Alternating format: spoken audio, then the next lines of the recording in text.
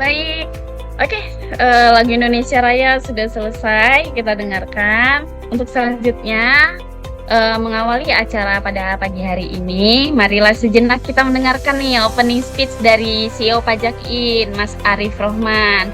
Halo Mas Arif, sudah bergabung di Zoom?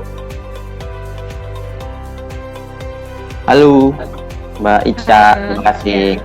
Sehat-sehat. Iya, Mas Arif. Silakan Mas, waktu dan jaringan kami. Oke, terima kasih Mbak Ica. Assalamualaikum warahmatullahi wabarakatuh. Selamat pagi para pajakener sekalian. Alhamdulillah saat ini sudah bergabung bersama-sama untuk nanti mengikuti acara webinar edukasi perpajakan. Sudah ada 500 lebih pajakener yang sudah tergabung. Mudah-mudahan nanti dalam perjalanannya dalam kegiatan ini tidak ada kendala yang berarti. Dan ini merupakan bentuk komitmen dari Pajakin dan juga HIPMI Tech Center dalam hal ini untuk selalu memberikan pemahaman, memberikan sosialisasi terkait hal-hal atau kewajiban-kewajiban apa yang harus dipenuhi oleh para pajakener sekalian, para wajib pajak sekalian. Karena ini menjadi penting mengingat nanti setelah pesiap itu sistem terbaru dari DJP nanti mulai rencananya di pertengahan tahun depan mulai diberlakukan, itu kita sebagai wajib pajak tidak bisa lagi menghindarlah dari kewajiban begitu. Jadi apa yang menjadi kewajiban kita ya kita tunaikan, tentu dengan bekal pengetahuan yang cukup sehingga tidak ada kesalahan-kesalahan dalam memenuhi kewajiban perpajakan kita.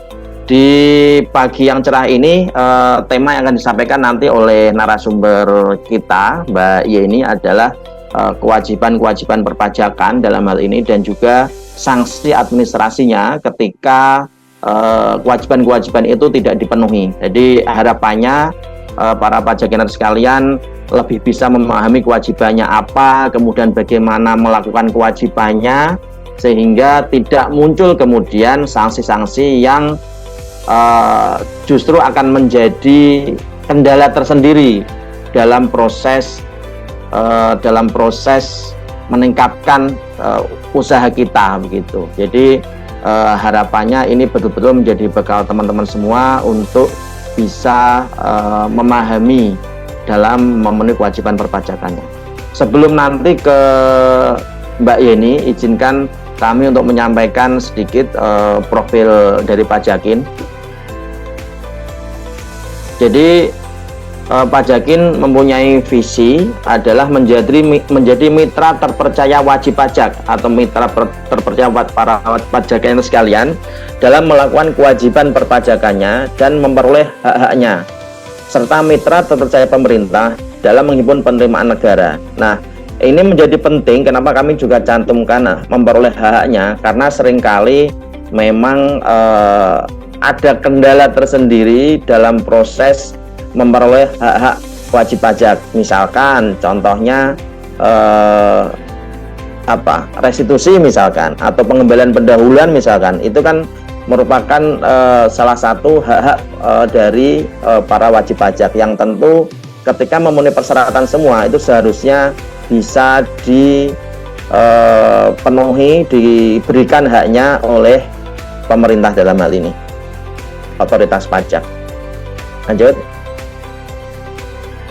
Kami mempunyai beberapa layanan, Pajakin mempunyai beberapa layanan yang terdiri dari layanan online, kemudian nanti juga ada layanan offline-nya, kemudian juga ada layanan sambungan API, integrasi API. Nah, itu orang IT itu. Nah, ini beberapa layanan atau menu online-nya. Ada konsultasi online, jadi kalau para pajakener sekalian ada yang ingin ditanyakan bisa langsung ditanyakan melalui aplikasi Pajakin, kemudian cek status NPWP.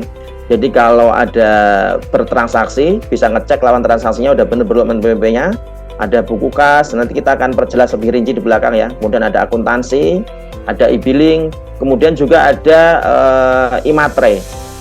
Dan perlu kami informasikan bahwa sampai saat ini user kita sudah lebih dari 1 juta. Jadi terima kasih atas dukungan para pajakener sekalian selama ini.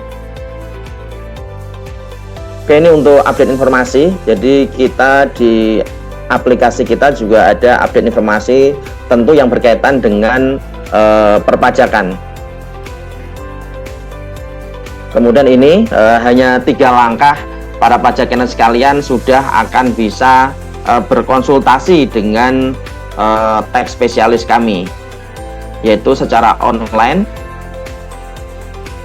Kemudian ini adalah fitur cek NPWP. Jadi kalau kawan-kawan para pajakener sekalian mau mengecek NPWP lawan transaksi atau mau mengecek NPWP-nya sendiri benar atau tidak, valid atau tidak, itu bisa menggunakan fitur ini. Lanjut. Nah, ini untuk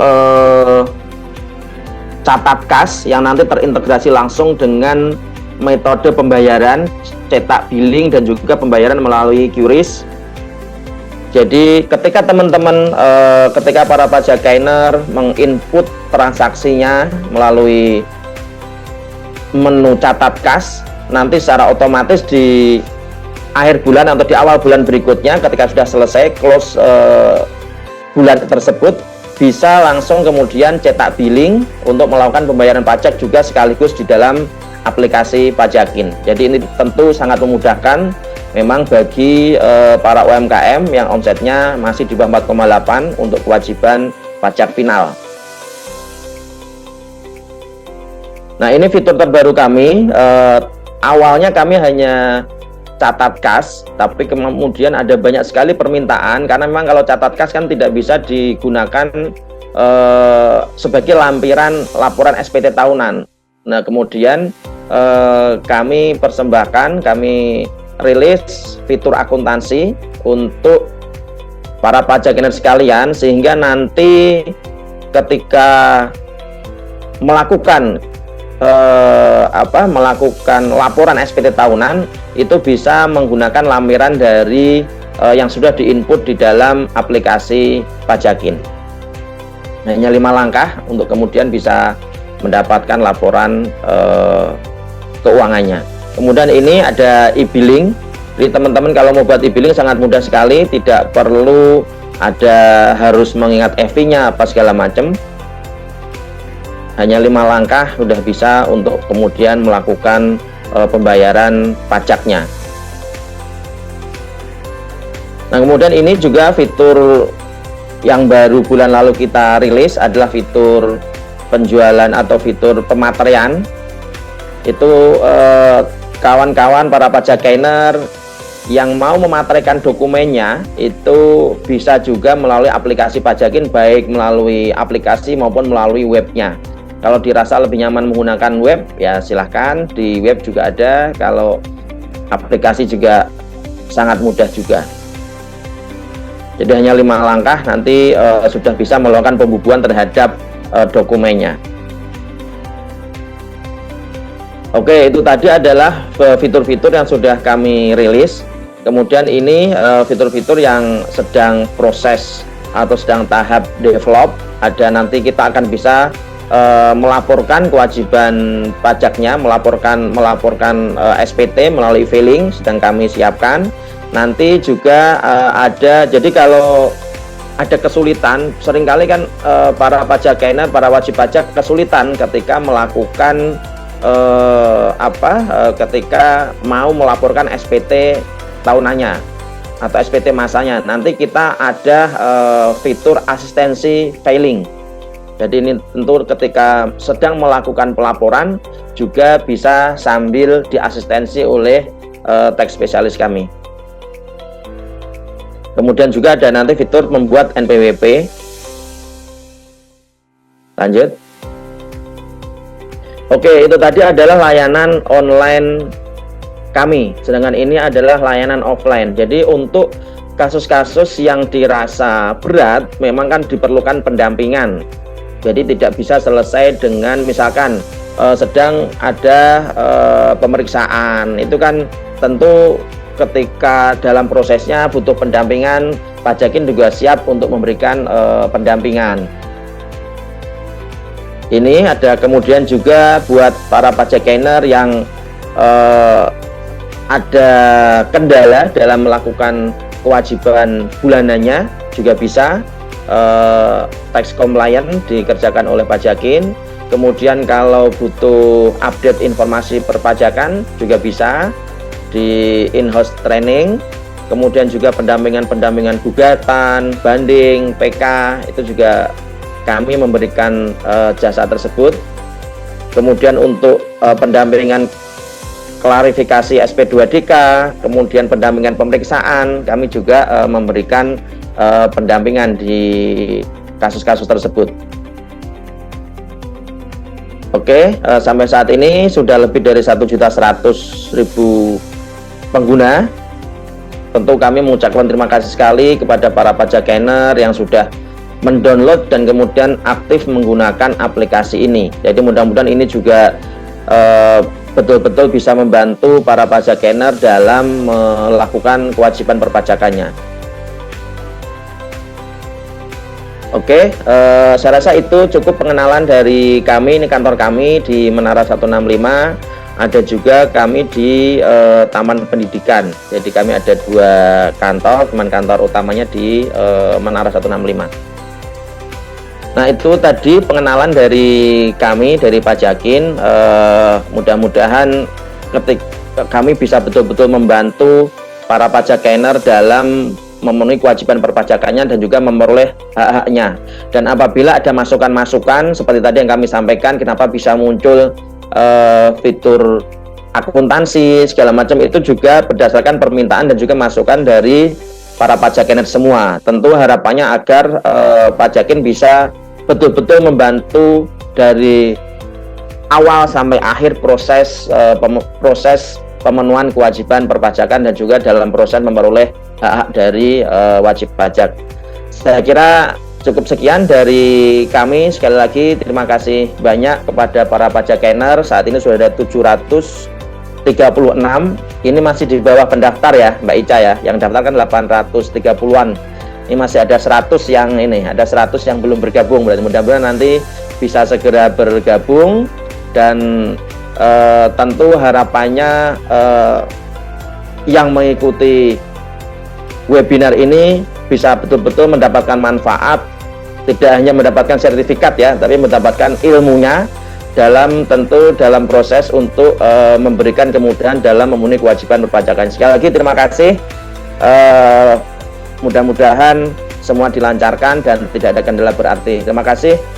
Saya kembalikan pada Mbak Ica. Assalamualaikum warahmatullahi wabarakatuh. Waalaikumsalam warahmatullahi wabarakatuh. Baik, terima kasih Mas Arif atas sambutannya. Alhamdulillah nih, berkat pajakiner semua yang terus mendukung, Pajakin bisa terus bertumbuh seperti sekarang ini. Oke, kita lanjut saja ya.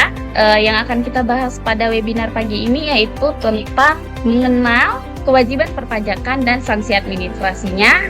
Nanti untuk materi ini akan disampaikan langsung oleh Mbak Yeni, tax spesialis Pajakin. Namun sebelumnya kita sapa-sapa Mbak Yeni dulu ya. Halo Mbak Yeni. Halo Mbak Ica. Gimana Mbak Yeni? Udah siap nih memberikan insight-nya kepada kita semua?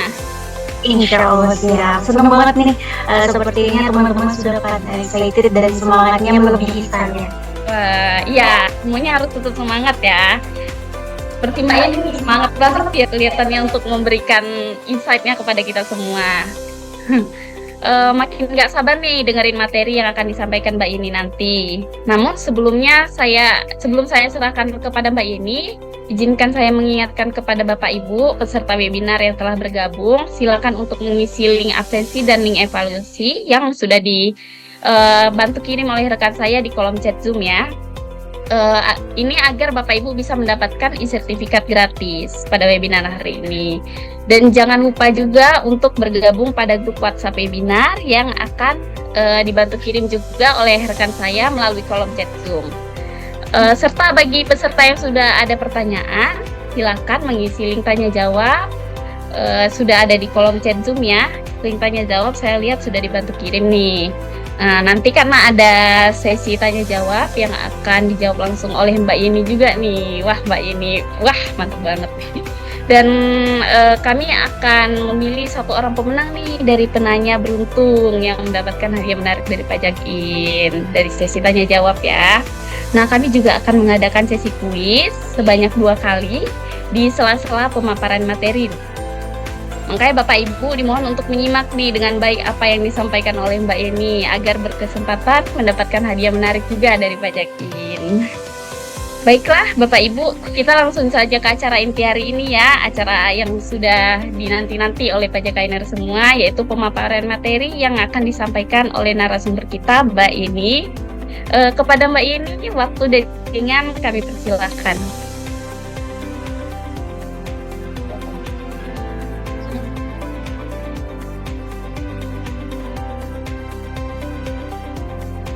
Oke, terima kasih Mbak Ica. Mohon izin ini apakah suara saya terdengar dengan jelas? Boleh teman-teman dibantu untuk di kolom komentarnya kalau misalnya nanti suara saya di tengah-tengah tidak jelas atau tadi ada teman-teman yang bilang cabi atau bergema gitu. Oke, Assalamualaikum warahmatullahi wabarakatuh. Shalom, Om Swastiastu, Namo Buddhaya, dan salam kebajikan. Semoga salam sapa saya bisa menyapa teman-teman di seluruh Indonesia. Sebelumnya, terima kasih atas kesempatan yang telah diberikan kepada saya. Terima kasih juga kepada Mas Arif Rahman selaku CEO dari Pajakin, aplikasi kesayangan wajib pajak untuk membantu kewajiban perpajakan setiap wajib pajak. Nah, juga kepada teman-teman yang hari ini bergabung di room Zoom bersama saya dan juga di Pajakin, terima kasih atas kesempatannya dan meluangkan waktunya untuk terus berkembang dan mengupdate peraturan perpajakan. Nah, sedari tadi saya melihat dari kolom komentar ini banyak sekali teman-teman dari luar pulau atau dari luar Jakarta. Ini semangatnya melebihi saya. Wah, semangat belajarnya ini patut diapresiasi. Jadi saya izin menyapa teman-teman menggunakan sedikit pantun. Beli kopi di Mangga 2 bareng si Farhat juga temannya. Selamat pagi teman-teman semua, semoga sehat dan lancar usahanya. Nah, di pagi ini kita akan berdiskusi dan belajar mengenal kewajiban perpajakan dari wajib pajak dan juga sanksi administrasinya. Nah, ini ada 2 poin yang perlu kita garis bawahi, yaitu kewajiban perpajakan dan juga sanksi administrasinya. Jadi ruang lingkup kita kali ini adalah kewajiban dan sanksi administrasi. Nah, kenapa kita ambil garis bawah 2 poin ini? Bahwa kalau kita melebar mana-mana itu ada hak dan kewajiban wajib pajak, ada sanksi perpajakan. Nah, sanksi perpajakan ini juga nanti bisa dibagi, ada sanksi pidana dan administrasi.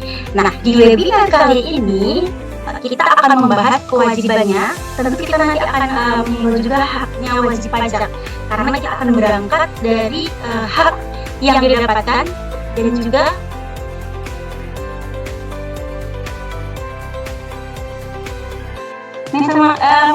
maaf ya teman-teman ya, sebentar.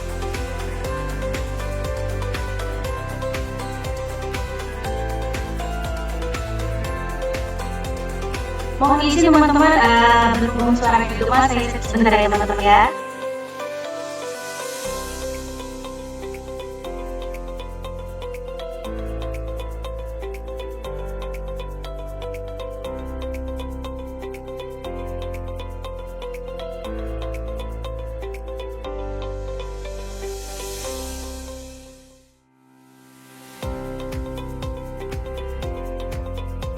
Tes. Halo, apakah suaranya sudah terdengar dengan jelas? Oke, terima kasih teman-teman ya, terima kasih. Mohon maaf ya atas kesalahan teknisnya. Oke, kita bisa kembali lagi. Nah, hari ini kita kan akan membahas kewajiban perpajakan dan sanksi administrasinya. Nah, kita lingkupkan dengan sanksi administrasi, di mana tadi saya menyinggung tentang sanksi perpajakan, yaitu ada 2, sanksi pidana dan administrasi. Hari ini kita akan fokus tentang sanksi administrasinya. Jadi nanti teman-teman boleh nih bantu di adminnya Pajakin atau sosial medianya, diramekan aja teman-teman mau webinar selanjutnya apa. Jadi kita sekarang akan fokus ke kewajiban dan sanksinya. Boleh admin untuk di share screen?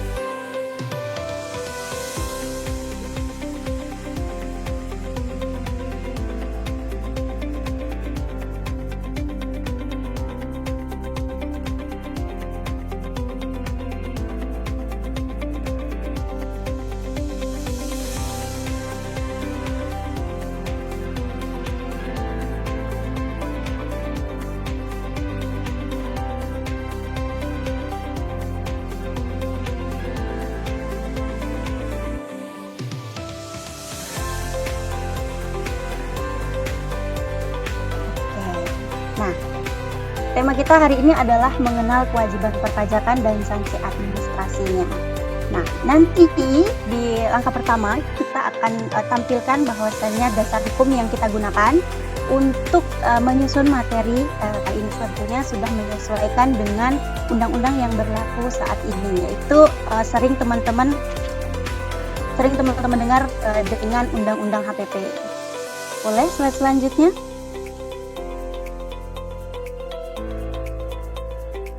Oke, nah berikut ini adalah dasar hukum yang saya gunakan untuk menyusun materi kali ini.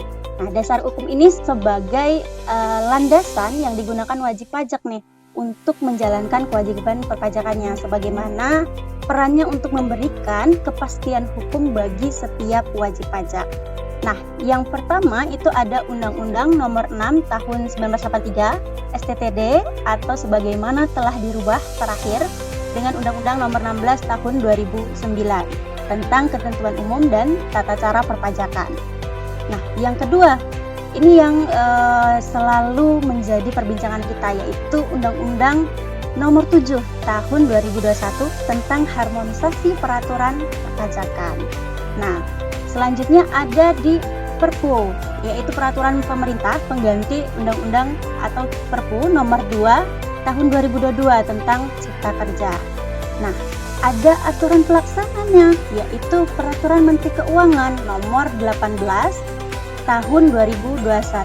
Nah, nanti boleh teman-teman dibantu untuk dikirimkan materinya, dan untuk teman-teman juga boleh nanti sambil dilihat-lihat undang-undangnya untuk memastikan kembali. Oke, selanjutnya. Ini dia tadi webinar kali ini kita akan mempersempitnya atau kita akan membahas 3 hal yang ada di webinar ini, yaitu pertama hak dan kewajiban wajib pajak, yang kedua ada sanksi administrasi perpajakan, yang ketiga adalah tip and triknya agar terhindar dari sanksi perpajakan. Tentunya tip and trik ini digunakan untuk teman-teman memanage dari usaha yang dilakukan oleh teman-teman. Ini kan sedikit mengganggu dari usaha teman-teman ya, kalau misalnya sanksi-sanksi perpajakan ini mengikat kepada teman-teman. Nah, selanjutnya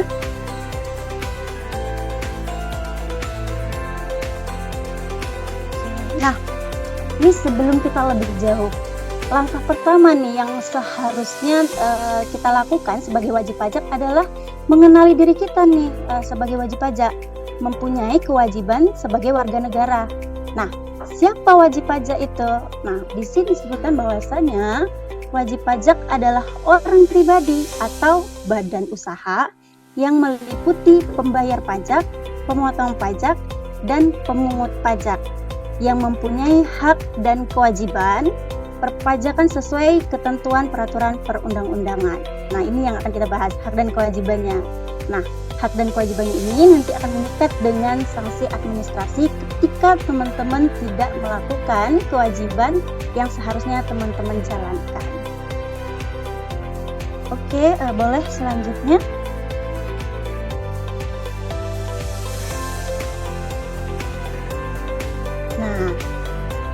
pertama adalah hak dan kewajibannya. Apa saja hak kita sebagai wajib pajak? Kalau nanti kita bahas kewajibannya adalah teman-teman mempunyai kewajiban untuk melapor. Nah, jadi hak teman-teman ketika teman-teman nanti melaporkan SPT-nya, teman-teman berhak memiliki tanda bukti pelaporan SPT.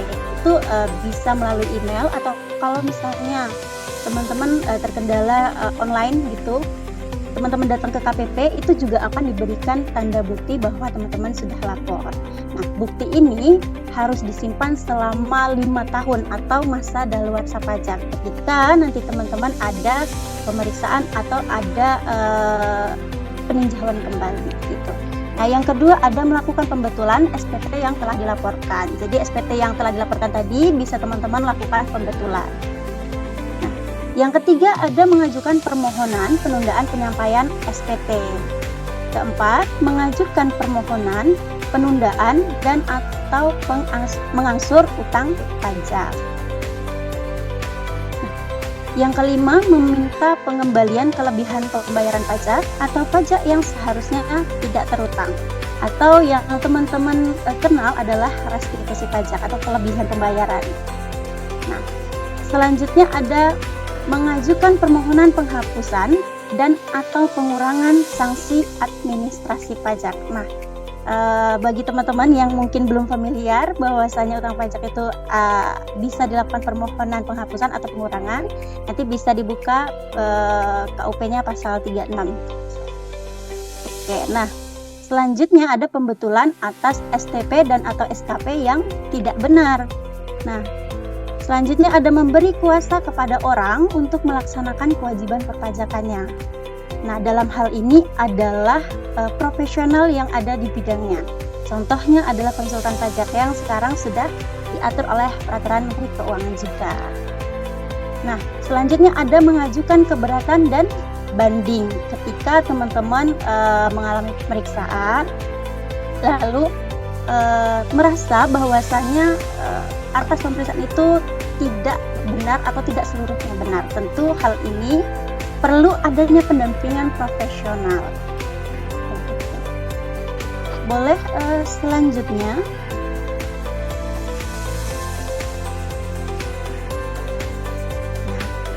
Tadi kita sudah membahas hak dari wajib pajak, sekarang kita akan bahas kewajibannya. Apa saja kewajiban wajib pajak? Nah, kewajibannya yang paling pertama dilakukan oleh wajib pajak yaitu mendaftarkan diri sebagai wajib pajak atau untuk memperoleh NPWP, nomor pokok wajib pajak. Yang kedua adalah mendaftarkan diri sebagai PKP atau pengusaha kena pajak. Nah, pengusaha kena pajak ini mendaftarkan diri sebagai PKP ini adalah ketika teman-teman mempunyai usaha dan di atas 4,8 M atau dengan kemauan dari teman-teman. Gitu. Nah, selanjutnya ini sering kita dengar bahwasanya wajib pajak itu harus melakukan kegiatan 3M, yaitu menghitung atau memperhitungkan, membayar dan juga melaporkan pajak yang sudah dibayarkan. Nah, terakhir yaitu menyelenggarakan pembukuan atau pencatatan. Ini pembukuan dan pencatatan nanti akan kita bahas lagi untuk siapa saja pembukuan dan pencatatan ini. Oke, boleh lanjut. Nah, kewajiban mendaftarkan diri sebagai wajib pajak tadi ada dua, yaitu untuk mendapatkan NPWP atau ketika pengusaha dia untuk dikukuhkan sebagai pengusaha kena pajak. Nah, yang pertama kita bahas adalah untuk mendapatkan NPWP. Nah, siapa sih yang wajib mendapatkan NPWP atau wajib mendaftarkan NPWP? Nah, di sini saya buatkan bagan untuk teman-teman mudah dipahami. Kita belajar sambil santai supaya teman-teman kita sama-sama paham ini. Siapa yang wajib mendaftarkan diri untuk mendapatkan NPWP? Yaitu badan usaha atau orang pribadi. Nah, yang memenuhi syarat subjektif dan objektif. Nah, syarat subjektif itu apa sih? syarat subjektif itu adalah persyaratan yang sesuai dengan ketentuan mengenai subjek pajak dalam Undang-Undang Pajak Penghasilan. Nah, subjek pajak ini apa? Siapa subjek pajak? Yang pertama ada orang pribadi, yang kedua ada badan, ada warisan yang belum terbagi sebagai satu kesatuan yang menggantikan yang berhak. Nah, terakhir ada bentuk usaha tetap. Nah, terus untuk syarat objektifnya nih apa? Nah, persyaratan objektif ini adalah persyaratan bagi subjek pajak yang menerima penghasilan atau memperoleh penghasilan atau diwajibkan untuk melakukan pemotongan atau pemungutan sesuai dengan ketentuan Undang-Undang Pajak Penghasilan, tentunya yang berlaku sampai saat ini. Gitu. Oke, nah ketika dia sudah memenuhi persyaratan subjektif dan objektif, maka wajib mendaftarkan diri ke kantor pelayanan pajak atau sekarang itu sudah dipermudah dengan mendaftarkan diri untuk mendapatkan NPWP melalui laman Digitech online pajak.go.id. Nah, setelah itu daftarnya di mana? Di wilayah tempat tinggal atau di wilayah tempat kedudukannya. Oke, boleh selanjutnya. Nah, untuk NPWP ini saya rasa sangat mudah dipahami, cuman ada isu ketika wanita yang tadinya dia belum kawin terus kawin tapi mempunyai NPWP atau masih mempunyai penghasilan, ini bagaimana perlakuannya gitu. Nah, NPWP untuk wanita kawin itu yang mempunyai penghasilan ada dua perlakuannya, bahwasanya penghasilannya ini digabung dengan suami atau dia memilih pisah kewajiban perpajakan atau hidup berpisah. Nah, ketika dia digabung dengan suami, maka NPWP suami sama dengan NPWP istri. Nah, tetapi ketika dia memilih untuk digabung, maka NPWP istri harus diajukan penghapusan. Nah, bagaimana ketika dia ada persyaratan sekarang banyak yang isunya bahasanya dari persyaratan pernikah mungkin bahwa dia akan mengadakan atau menjalankan kewajiban perpajakannya secara terpisah.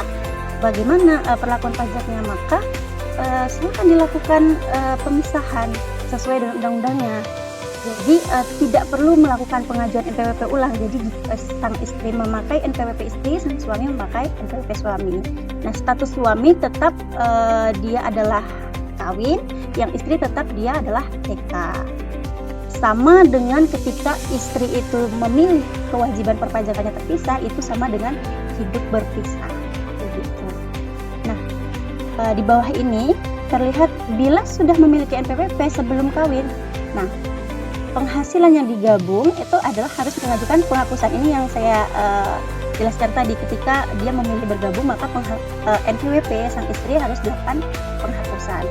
Nah, ketika hidup berpisah tidak perlu mendaftarkan lagi. Gitu. Oke, boleh selanjutnya.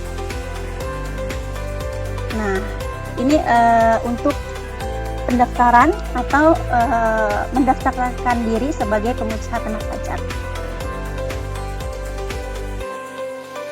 Nah, tadi saya jelaskan bahwasanya kenapa wajib pajak itu harus mendaftarkan diri sebagai pengusaha kena pajak dan bagaimana dia mendaftarkannya dan kenapa dia mendaftarkan. Jadi pengusaha yang melakukan penyerahan barang kena pajak atau jasa kena pajak kecuali pengusaha kecil yang batasannya itu ditentukan oleh peraturan Menteri Keuangan, yaitu senilainya 4,8 M, sampai sekarang masih berlaku itu.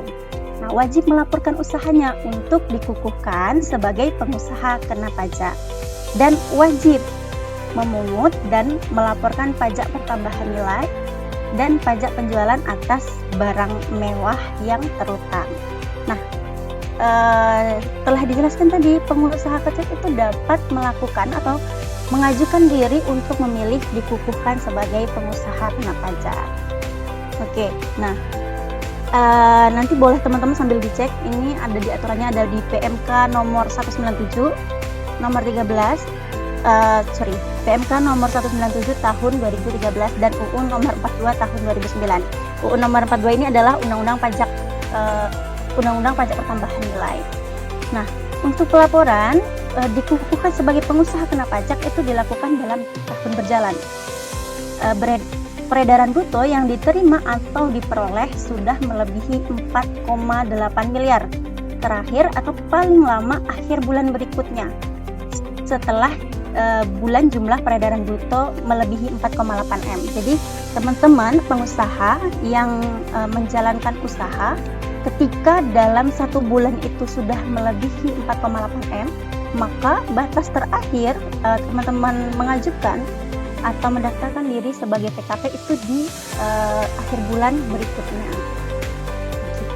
Oke, boleh dilanjut.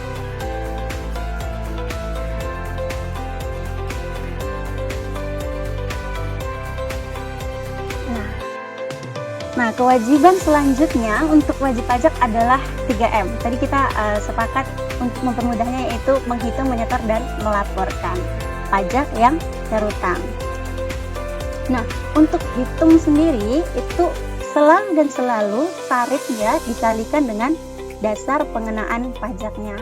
Contoh di sini misal PPh 21 untuk orang pribadi kurang bayarnya berapa, tarifnya itu kan sesuai dengan lapisan tarifnya. Jadi lapisan tarifnya dikurangi dengan pajak yang terutangnya, dikali dengan pajak terutang. Nah, apa saja di sini yang bisa dihitung dengan tarif dikali dengan dasar pengenaan pajaknya? Ada PPh pasal 23 atau 26, ini 26 untuk jasa luar negeri. Ada PPh pasal 15, ada PPh pasal 4 ayat 2 atau kita sering sebut dengan PPh final. Ada PPN dan PPNBM, PPh pasal 25 atau 29. Selanjutnya ada PPh pasal 15. Ada PPh pasal 21/26. Ini ada garing 26 yaitu untuk karyawan dan karyawan dalam negeri dan juga luar negeri. Nah, ada PPh pasal 22. Cara hitungnya adalah tarif dikali dengan dasar pengenaan pajak. Nah, DPP-nya nanti bisa ditemukan di undang-undang yang mengatur misal pajak penghasilan, maka disesuaikan dengan undang-undang pajak penghasilannya. PPNBM atau PPN atau PPNBM disesuaikan dengan DPP PPN-nya, yaitu ada 3 DPP untuk PPN. Nah, kita membahas ini secara general, teman-teman. Nanti boleh teman-teman kalau misalnya ada yang kurang atau ingin mendalami lagi dari materi-materi yang saya berikan ini yang mungkin memancing teman-teman untuk ingin mengetahui lebih lanjut, boleh teman-teman DM atau penuhi laman sosial medianya Pajakin untuk request judul atau tema dari webinar kita. Oke, boleh selanjutnya.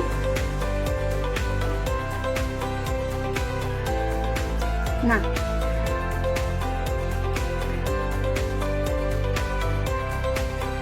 untuk bayarnya juga saya ambil secara general. Mekanisme pembayarannya saya ambil secara general yaitu PPh pasal 25 atau 29, 25 angsuran untuk PPh badan atau orang pribadi dan atau kurang bayarnya ketika teman-teman melapor, yaitu mekanismenya membayar sendiri pajak yang terutang. Yang kedua ada PPh pasal 23, 4 ayat 2 atau 21, itu membayarnya melalui pemotongan dan pemungutan pihak lain, yaitu pemberi penghasilan atau pemberi kerja. Nah, sebenarnya PPNBM ini sama, dia dipotong, tetapi dia membayarnya kepada pihak penjual atau pemberi jasa, dipungut oleh pemberi jasanya. Oke. Next.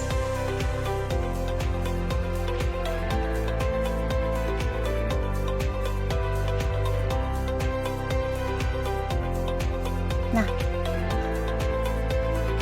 terakhir di 3M adalah lapor. Nah, lapor ini yang nanti akan mengikat sanksi administrasi atau menimbulkan sanksi administrasi dari bayar dan lapor, akan menimbulkan sanksi administrasi ketika teman-teman tidak menjalankannya atau tidak melakukannya dengan baik dan benar sesuai dengan ketentuannya. Nah, Lapor ini sarana untuk melaporkannya itu sarana untuk melaporkan dan mempertanggungjawabkan perhitungannya ada di surat pemberitahuan atau di sekarang di SPT. Nah, dalam SPT wajib pajak itu melaporkan beberapa hal. Yang pertama, ada pajak yang telah dibayar sendiri. Pembayaran atau pelunasannya itu melalui pemotongan atau pemungutan pihak lain dalam satu tahun pajak. Perlu teman-teman ingat, 1 tahun pajaknya adalah Januari sampai dengan Desember. Nah, yang kedua ada penghasilan yang merupakan objek pajak dan atau bukan objek pajak. Nah, kenapa yang bukan objek pajak ini juga perlu dilaporkan? Jadi ada bagian-bagian atau biaya yang perlu dibiayakan ketika dia bukan menjadi objek pajak. Ini nanti akan dipermasalahkan ketika teman-teman juga tidak melaporkannya. Gitu. Nah, yang ketiga yang di mana-mana tidak bisa di-skip itu hartanya. Harta harus dilaporkan. Lalu selanjutnya ada kewajibannya atau ada utangnya. Apakah teman-teman memiliki utangnya atau kewajibannya? Gitu. Nah, di sini saya rangkumkan sedikit untuk kewajiban lapornya. Untuk orang pribadi kewajiban lapor ini ada 2. Karyawan dan juga usaha atau pekerja bebas. Nah, untuk karyawan sendiri tahunan kewajiban pelaporannya itu ada di kewajiban SPT tahunan, yaitu SPT tahunan OP atau orang pribadi dengan formulir 1770S atau 1770SS.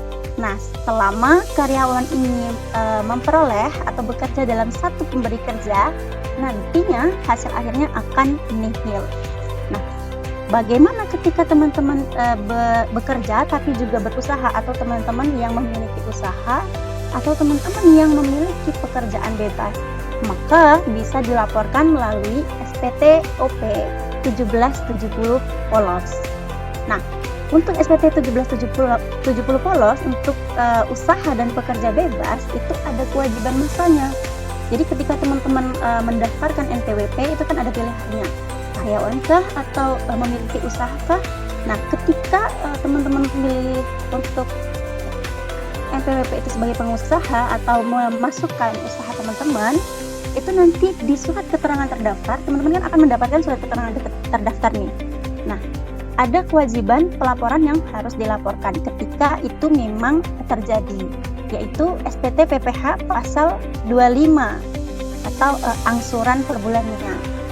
Nah, yang kedua ada SPT PPh pasal 21 ketika teman-teman usahawan memiliki karyawan yang harus dilaporkan pajaknya baik dia di bawah TTKP maupun di atas TTKP. Nah, yang ketiga ada SPT PPN. Nah, mungkin perlu teman-teman ketahui bahwasanya PPN atau pengusahaan pajak itu tidak hanya untuk wajib pajak badan, tapi bisa untuk wajib pajak orang pribadi. Sangat umum saat ini mungkin, tapi untuk teman-teman yang belum mengetahui, semoga bisa menjadi insight terbaik teman-teman. Oke, nah yang kedua ada wajib pajak badan. Nah, ini juga ada 2, yaitu kewajiban tahunan dan kewajiban masanya.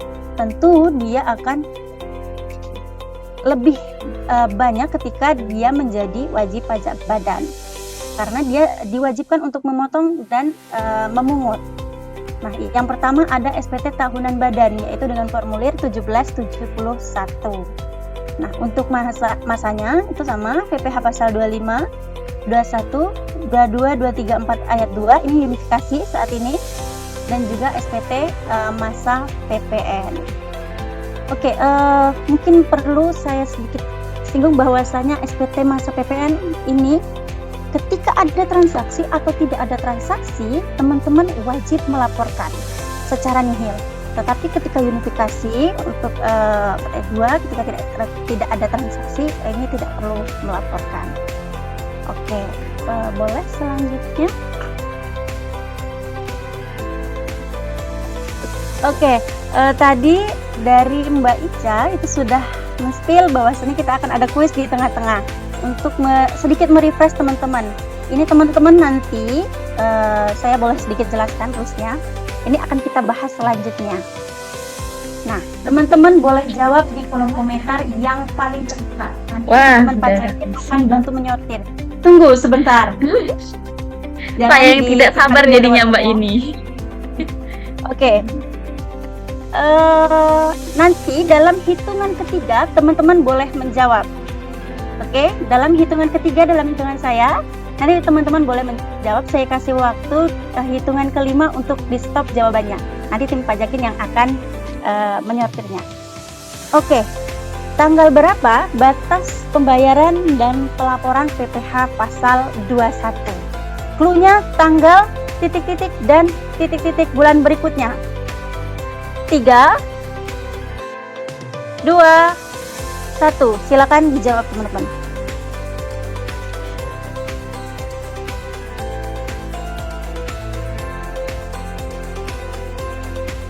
Oke, dalam hitungan kelima selesai ya teman-teman ya. Silakan tim pajakin untuk memilih teman-teman yang ada di room yang jawabannya paling tepat. 5, 4, 3, 2, 1. Close. Oke. Hop. Oke Mbak ini saya bantu pilih ya. Saya lihat ini di saya yang pertama jawab atas nama Ibu Tisa. Oke, Ibu Isa. Wah. Terima kasih Mbak Ica. Wah, Ibu Ya, Isa Ibu paham Tisa. sekali ya. Tolong Mbak Ica nanti ditampilkan di akhir ya Mbak Ica ya. Iya, ya baik Mbak ini. Sudah dipastikan tanggal dan bulannya pas ya Mbak? Benar. Setor tanggal 10 dan lapor 20. Ibu Tisa menjawab seperti Bulan itu, Mbak. berikutnya. Iya. Wah, selamat Mbak Ica. Oke, terima kasih teman-teman. Kita akan mengetahui jawabannya di slide selanjutnya. Biar teman-teman nanti lega hatinya mungkin ya. Oke, boleh next, Mas.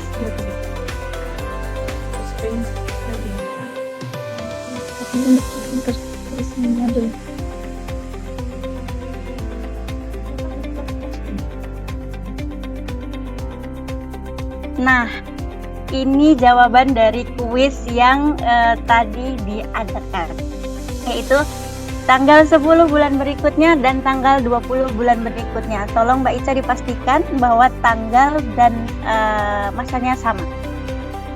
Oke.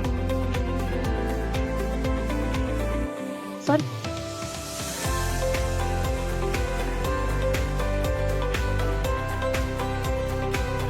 Oke, selamat kepada Mbak Tisa ya.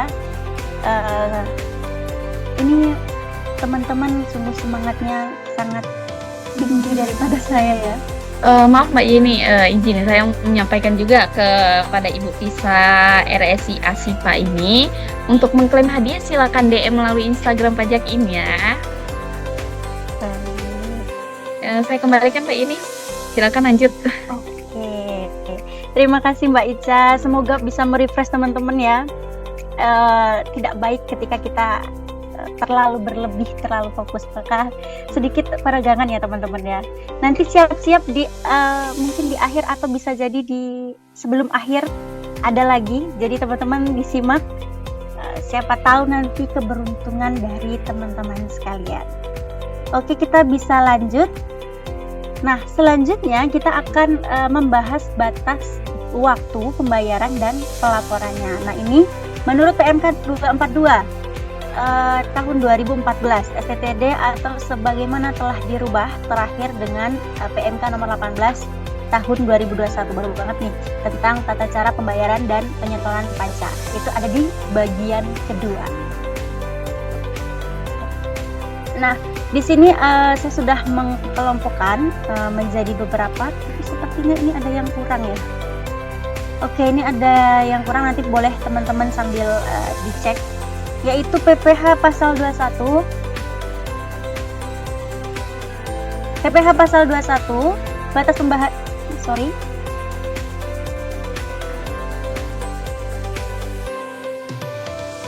Sorry Mas, oke.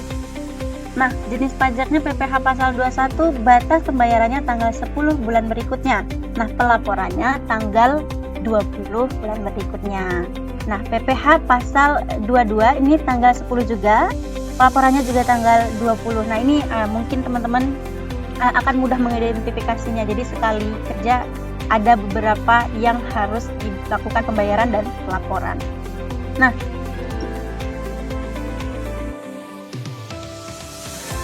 selanjutnya ada PPh pasal 23, itu tanggal 10 bulan berikutnya, dan batas pelaporannya juga tanggal 20. Nah, 23 ini juga dibarengi dengan PPh pasal 26. Sorry, jadi tadi PPh pasal 21 juga PPh pasal 26, 23 juga PPh pasal 21, 26, 23, 26. Nah, selanjutnya ada PPh pasal 15. Selanjutnya ada PPh pasal 25, yaitu angsuran, itu dibayar tanggal 15 bulan berikutnya. Nah, PPh pasal 15 itu tanggal 10 atau tanggal 15. Nah, ini ada dua, yaitu tanggal 15 itu diperuntukkan untuk setor sendiri. Nah, yang tanggal 10-nya dilakukan oleh pemotongan. Begitu. Nah, untuk PPh pasal 4 ayat 2 juga sama. Itu yang tanggal 10 dilakukan untuk pemotongan, yang tanggal 15 untuk setor sendiri. Nah, yang terakhir ada PPN. Nah, PPN ini untuk pembayarannya atau batas bayarnya itu akhir bulan berikutnya setelah masa pajak berakhir dan sebelum SPT masa PPN disampaikan. Nah, pelaporannya juga sama, akhir bulan berikutnya setelah masa pajak berakhir. Ini contoh misal Januari, waktu Januari, maka berakhirnya di Februari.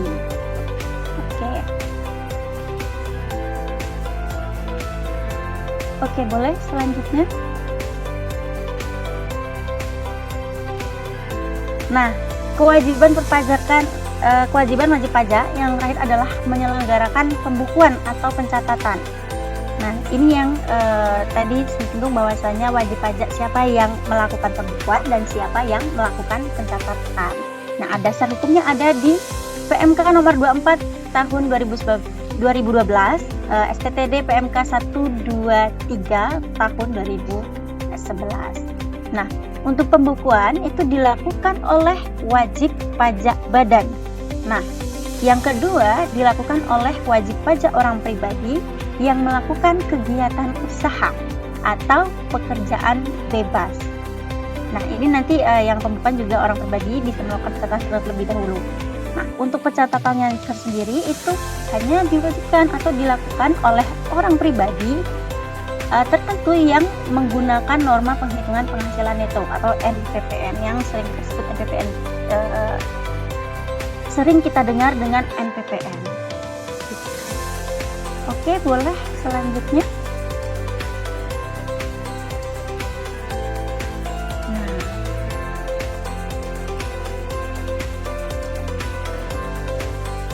setelah kita selesai membahas hak dan kewajiban wajib pajak, maka kita akan beralih sedikit ke sanksi administrasi yang mengikat atau sanksi administrasi yang dikenakan ketika teman-teman lalai atau tidak menjalankan kewajiban perpajakannya.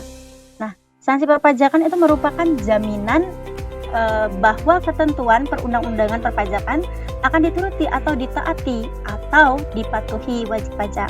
Baik orang pribadi maupun badan dapat dikenakan sanksi administrasi pajak ketika dianggap tidak memenuhi kewajibannya sesuai dengan aturan yang berlaku. Nah, ini saya persempit kembali bahwasanya dalam undang-undang perpajakan ada 3 macam sanksi administrasi. Nah, yang pertama ada sanksi administrasi berupa sanksi administrasi berupa denda. Nah, sanksi pajak yang dikenakan atas pelanggaran atau kesalahan dalam pelaporan pajak. Jadi denda itu dikenakan atas pelanggaran atau kesalahan dalam pelaporan pajak, yang dia nanti akan ada identitasnya seperti nominal ketika dia sanksinya dalam pelaporan pajak, namun ketika pelanggaran dia akan berbentuk persen gitu. Nah, yang kedua ada sanksi administrasi berupa bunga. Nah, sanksi administrasi berupa bunga ini sanksi pajak yang dikenakan atas pelanggaran atau kesalahan dalam pembayaran pajak. Nah, yang ketiga adalah sanksi administrasi berupa kenaikan. Nah, sanksi pajak yang dikenakan atas pelanggaran atau kesalahan dalam pemberian informasi yang digunakan dalam perhitungan besaran pajak terutama.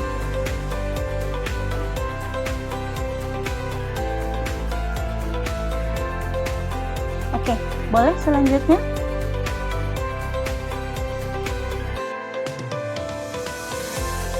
Nah, tadi rangkumannya, sekarang kita bahas satu persatu mungkin ya, untuk mengenalkan kepada teman-teman semua. Nah, tadi yang pertama ada sanksi denda. Nah, sanksi denda ini juga bisa dibagi, atau saya sebutkan bahwasannya denda itu tadi kan bentukannya nominal ketika kita melanggar atau tidak melaporkan. Nah, yang pertama itu tidak atau terlambat menyampaikan SPT masa. Yang pertama ada SPT masa PPN. Nah, di sini tertulis bahwasannya ketika kita tidak menyampaikan SPT masa PPN, maka sanksi atau denda yang dikenakan itu sebesar 500.000. Nah, untuk SPT masa lainnya itu sebesar 100.000. Nah, yang ketiga ada SPT tahunan PPh wajib pajak badan ini. Oke, untuk yang saya ini SPT tahunan untuk PPh wajib pajak badan, maka dendanya adalah 1 juta per tahun pajaknya. Nah, yang terakhir ada SPT tahunan PPh WPOP, yaitu dendanya senilai 1 juta. Ini dimuat dalam pasal 7 ayat 1 di KUP, nanti teman-teman boleh sambil dicek. Jadi ketika teman-teman mendapatkan surat tagihan itu nanti langsung ada dia keterangannya bahwasannya dia melanggar apa dan pasal berapa. Itu ada di pasal 7 ayat 1 untuk denda keterlambatan penyampaian SPT.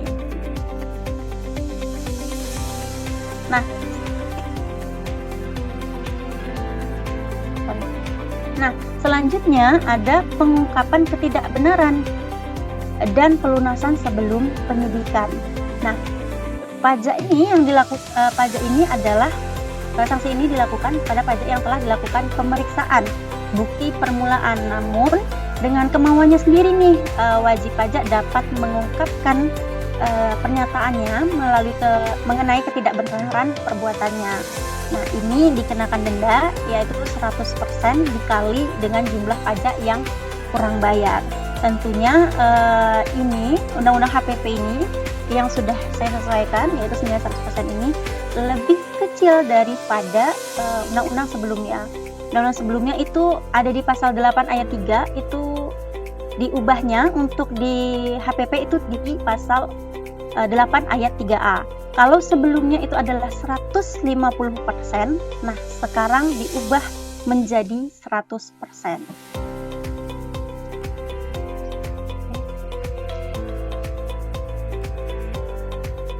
Nah, selanjutnya itu khusus untuk PPN, ini adalah pengusaha dikukuhkan sebagai PKP, namun tidak membuat faktur pajak atau membuat faktur pajak terlambat.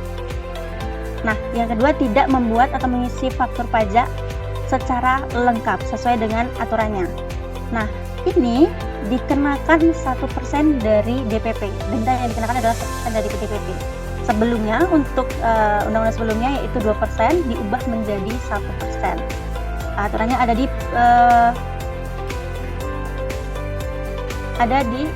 KUP pasal 14 ayat 4. Nanti teman-teman bisa sambil dicek ya. Nah, ada selanjutnya adalah pengajuan keberatan ditolak atau dikabulkan sebagian. Nah, ini sebelumnya diatur di pasal 25 ayat 9, itu nilai persennya adalah 50%.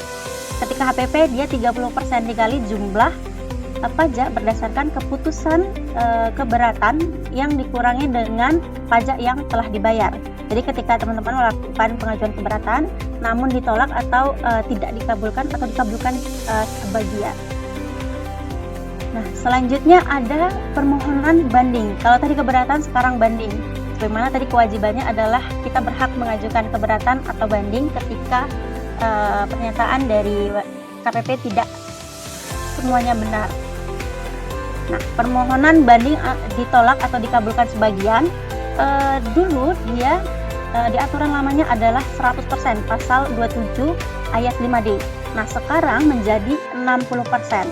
Nah, dari jumlah pajak berdasarkan keputusan banding, ini sama nih, dikurangi pajak yang telah dibayar sebelum mengajukan keberatan. Oke, boleh lanjut. Nah, kalau tadi sudah membahas sanksi denda, sekarang kita bahas sanksi dari bunga. Nah, di sini sanksi dari bunga sesuai dengan HPP itu sanksinya mengikuti tarif bunga Menteri Keuangan. Jadi tarif per bulannya. Ketika teman-teman mendengar undang-undang HPP, tentu teman-teman juga mendengar tarif bunga yang dikenakan adalah tarif bunga per bulan atau tarif bunga KMK. Nah, nanti disesuaikan dengan bulan di mana teman-teman dikeluarkan sanksinya atau pelanggarannya. Nah, yang pertama ada pembetulan SPT tahunan. Ini kalau sebelumnya itu dia 2%. Untuk bunga ini sebenarnya sama, dia adalah 2%. Nah, sekarang tarifnya menyesuaikan dengan tarif sesuai KMK per bulan. Dahulunya ini dasar hukumnya ada di KUP pasal 8 ayat 2. Nah, yang kedua juga sama untuk masa, dia ada di 2% sebelumnya, sekarang juga mengikuti tarif bunga Menteri Keuangan. Terus keterlambatan pembayaran atau penyetoran pajak masa, ini juga mengikuti tarif bunga Menteri Keuangan. Ini pasal 9 ayat 2A. Nah, ada keterlambatan pembayaran atau penyetoran pajak tahunan. Ini ada di 9 ayat 2B. Dulu juga sama nih 2%. Nah, sekarang mengikuti tarif KMK. Nanti kalau misalnya teman-teman mencari, silakan cari di tarif bunga bulannya ada di KMK. Itu setiap bulan akan berubah. Nah, selanjutnya oke, sepertinya sorry teman-teman, ini sepertinya ada salah. Nah, selanjutnya ada di PPh tahunan berjalan tidak atau kurang bayar. Ini pasal 14 ayat 3. Tarifnya sama. Nah, rata-rata tarif bunga itu adalah 2%. Nah, sekarang diganti menjadi tarif bunga Menteri Keuangan. Jadi saya sebutkan saja sampai habis ya teman-teman. Oke. Yang selanjutnya ada SKPKB atau SKPKBT, surat ketetapan pajak kurang bayar atau surat ketetapan pajak kurang bayar tambahan. Terus surat ketetapan kebetulan atau SK pembetulan, SK keberatan, putusan banding yang mengakibatkan kurang bayar atau terlambat bayar. Nah, selanjutnya ada mengangsur atau menunda pembayaran. Lalu ada kekurangan pajak akibat penundaan SPT. Jadi ketika pembetulan, terus ada ketika penundaan, terus kita melaporkan ada pajak yang kurang dibayar. Nah, ini pasal 9 ayat 3. Itu dulunya juga sama 2%, namun sekarang mengikuti tarif bunga Menteri Keuangan. Oke. Nah, di sini ada, boleh kembali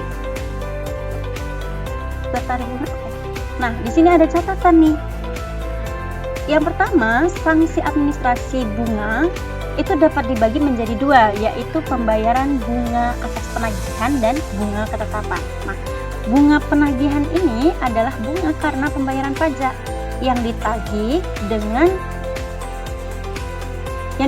surat tagihan pajak berupa STP, SKPKB atau surat ketetapan pajak kurang bayar atau surat ketetapan pajak kurang bayar tambahan, tidak dilakukan dalam batas waktu pembayaran. Nah, yang kedua ada bunga ketetapan. adalah bunga yang dimasukkan dalam surat ketetapan pajak surat ketetapan pajak tambahan dari pokok pajak. Bunga ketetapan ini dikenakan maksimum 24 bulan. Nah, bunga ketetapan umumnya itu ditagihnya dengan STP atau surat tagihan pajak. Ini bisa dilihat di pasal 9 ayat 1 KUP. Oke, boleh lanjut. Nah, yang terakhir, sanksi administrasi terakhir adalah sanksi kenaikan. Nah, untuk sanksi kenaikan ini juga mengikuti tarif Menteri Keuangan ketika dia ketika dia pengalinya adalah bunga, yaitu tarifnya ditetapkan oleh Menteri Keuangan. Nah, yang pertama ada pengungkapan ketidakbenaran pengisian SPT. Ini pasal 8 ayat 5 KUP, teman-teman ya. Tarifnya ditetapkan oleh Menteri Keuangan. Nah, yang kedua ini ada 3 poin. SKPKB karena SPT tidak disampaikan sebagaimana disebutkan dalam surat teguran. Nah, yang kedua ada PPN atau PPNBM tidak seharusnya dikompensasikan atau tidak seharusnya dikenakan tarif 0%. Nah, yang ketiga, kewajiban pembukuan dan pemeriksaan tidak memenuhi sehingga tidak dapat diketahui besarnya pajak yang terutang. Nah, untuk sanksinya ini ada untuk SKPKB karena SPT tidak disampaikan, itu sanksinya bunga dari pajak penghasilan yang tidak atau kurang bayar. Nah, ini pasal 13 ayat 3. Nah, sebelumnya itu dikenakan 50%.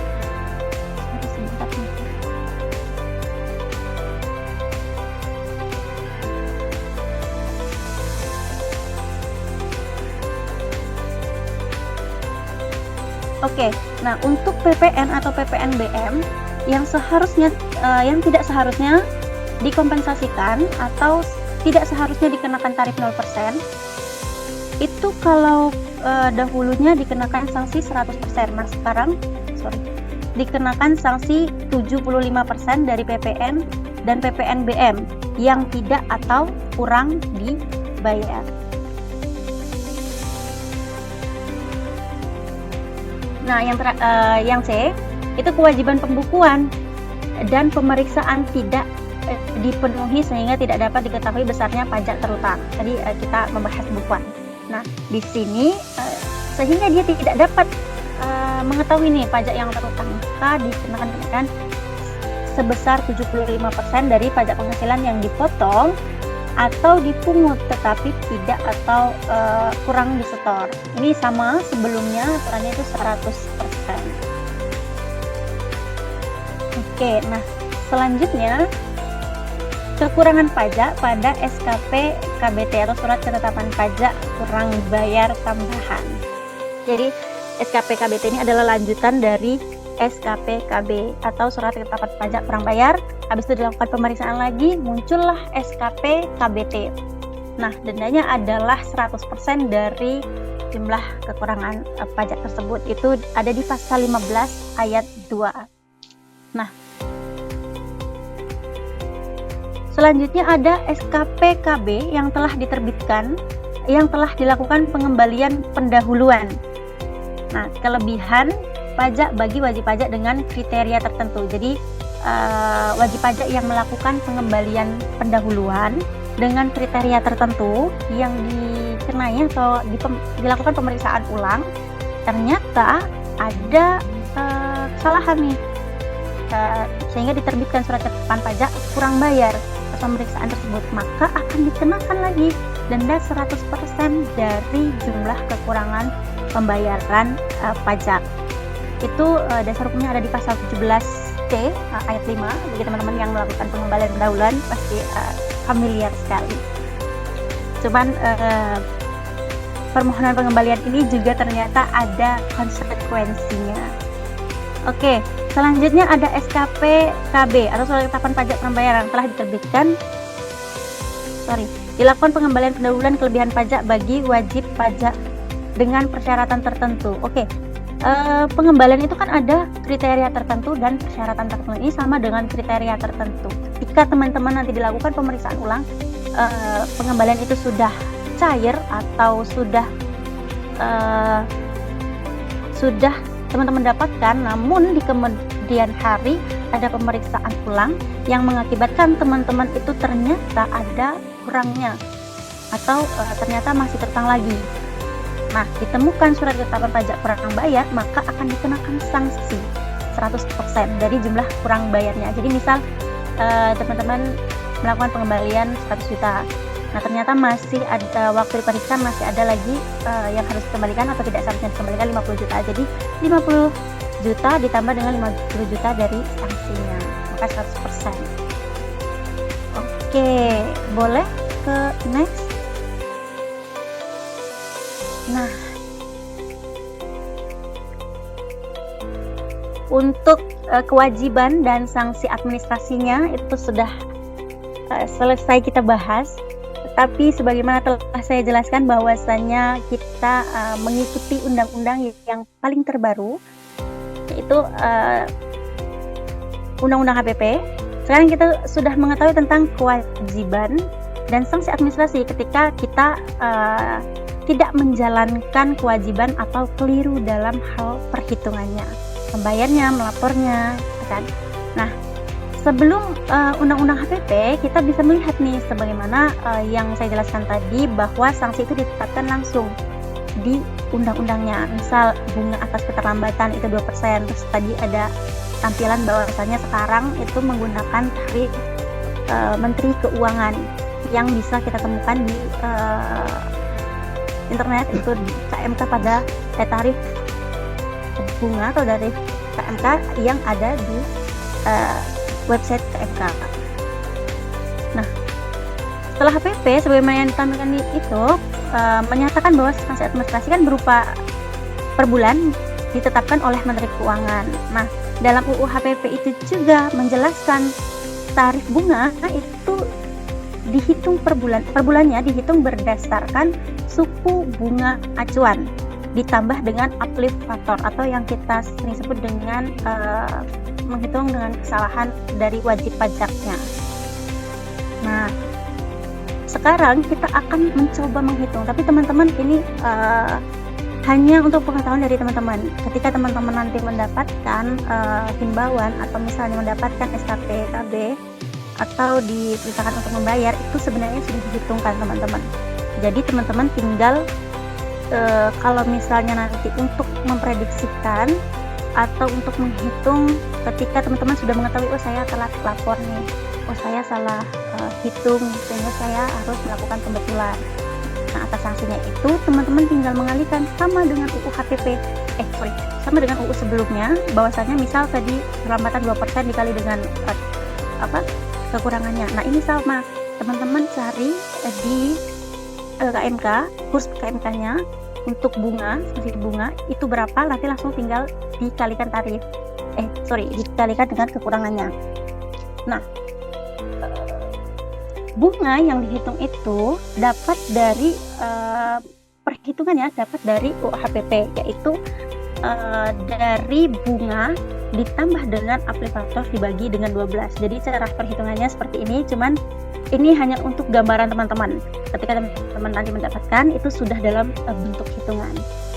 Oke. Nah, di sini saya susunkan berdasarkan aplikator atau berdasarkan tingkat kesalahan paling rendah dari teman-teman wajib pajak.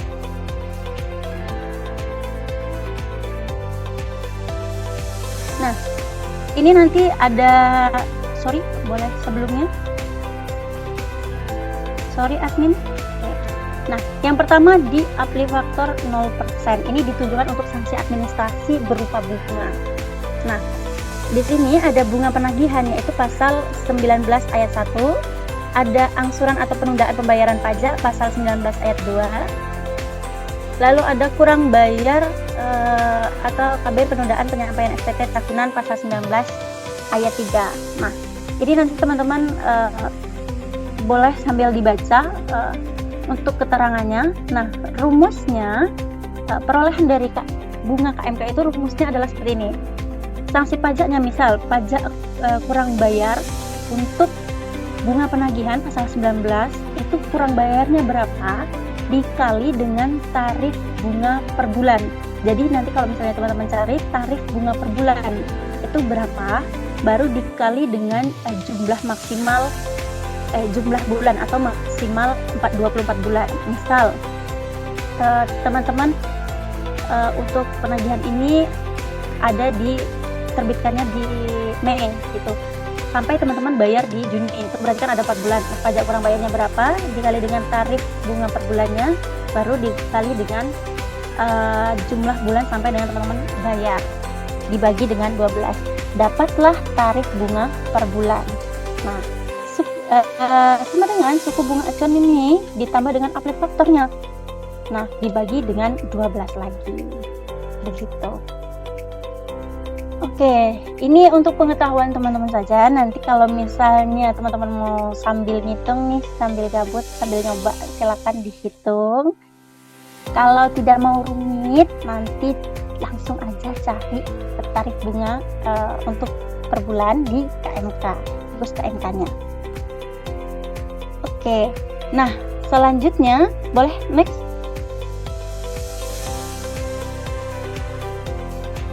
Nah, selanjutnya di aplikator 5%.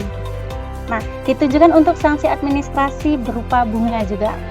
Nah, ini pasal 8 ayat 2 dan ayat 2. Wah, ini di sini sudah dikasih dasar hukumnya ya, tadi kenapa tidak?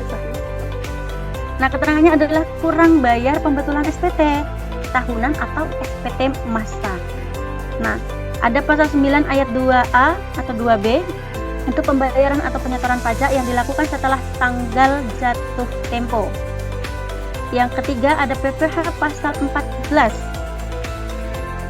Ada pasal 14 KUP ayat 3, yaitu PPh dalam tahun berjalan tidak atau kurang dibayar, atau dari hasil penelitian terdapat kekurangan pembayaran pajak sebagai akibat salah tulis dan atau salah hitung. Tadi kita sepakat bahwasanya kita menghitung, menyetor dan melapor. Nah, ini timbul nih salah hitung atau salah tulis, ada sanksinya.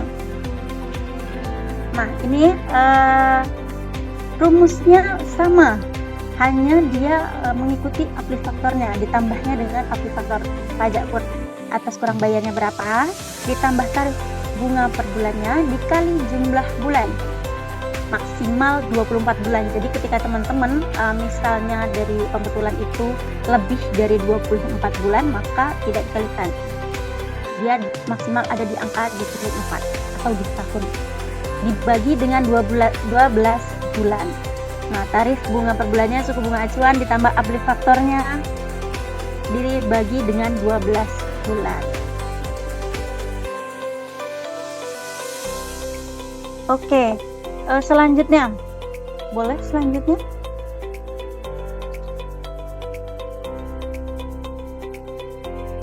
Nah, selanjutnya ada sanksi dengan aplikator 10%.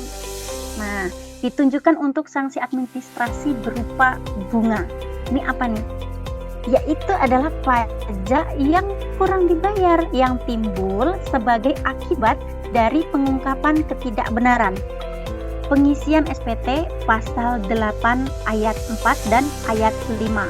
Kalau dia sudah atau sedang diperiksa tetapi ingin pembetulan selama SKP belum diterbitkan. Jadi boleh pembetulan selama SKP belum diterbitkan. Nah, rumusnya sama, yaitu sanksi pajaknya adalah pajak kurang bayar dikali tarif bunga per bulan dikali jumlah bulan sampai dengan teman-teman membayar pajaknya dibagi dengan 12. Untuk tarif bunga per bulannya, cara hitung tarif bunga per bulan kan tadi sanksi pajaknya pajak kurang bayar kali tarif bunga per bulan. Nah, cara cari tarif bunga per bulannya adalah suku bunga acuannya atau bunga per bulannya ditambah dengan aplikatornya 10% dibagi dengan 12. Oke, boleh lanjut.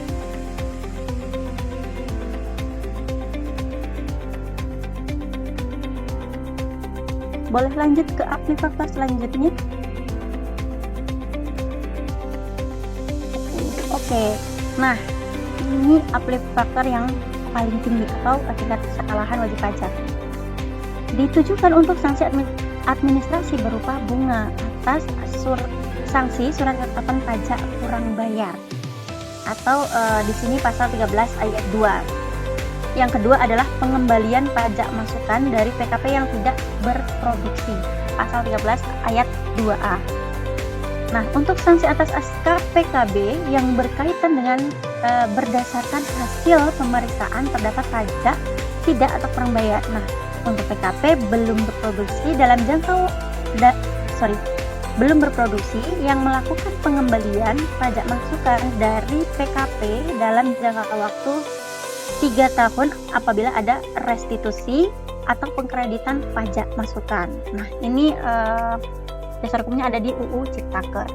Rumusnya sama, yaitu sanksi pajaknya adalah pajak kurang bayarnya berapa dikali tarif bunga per bulan. Tarif bunga per bulannya cara kalinya ada di bawahnya ini.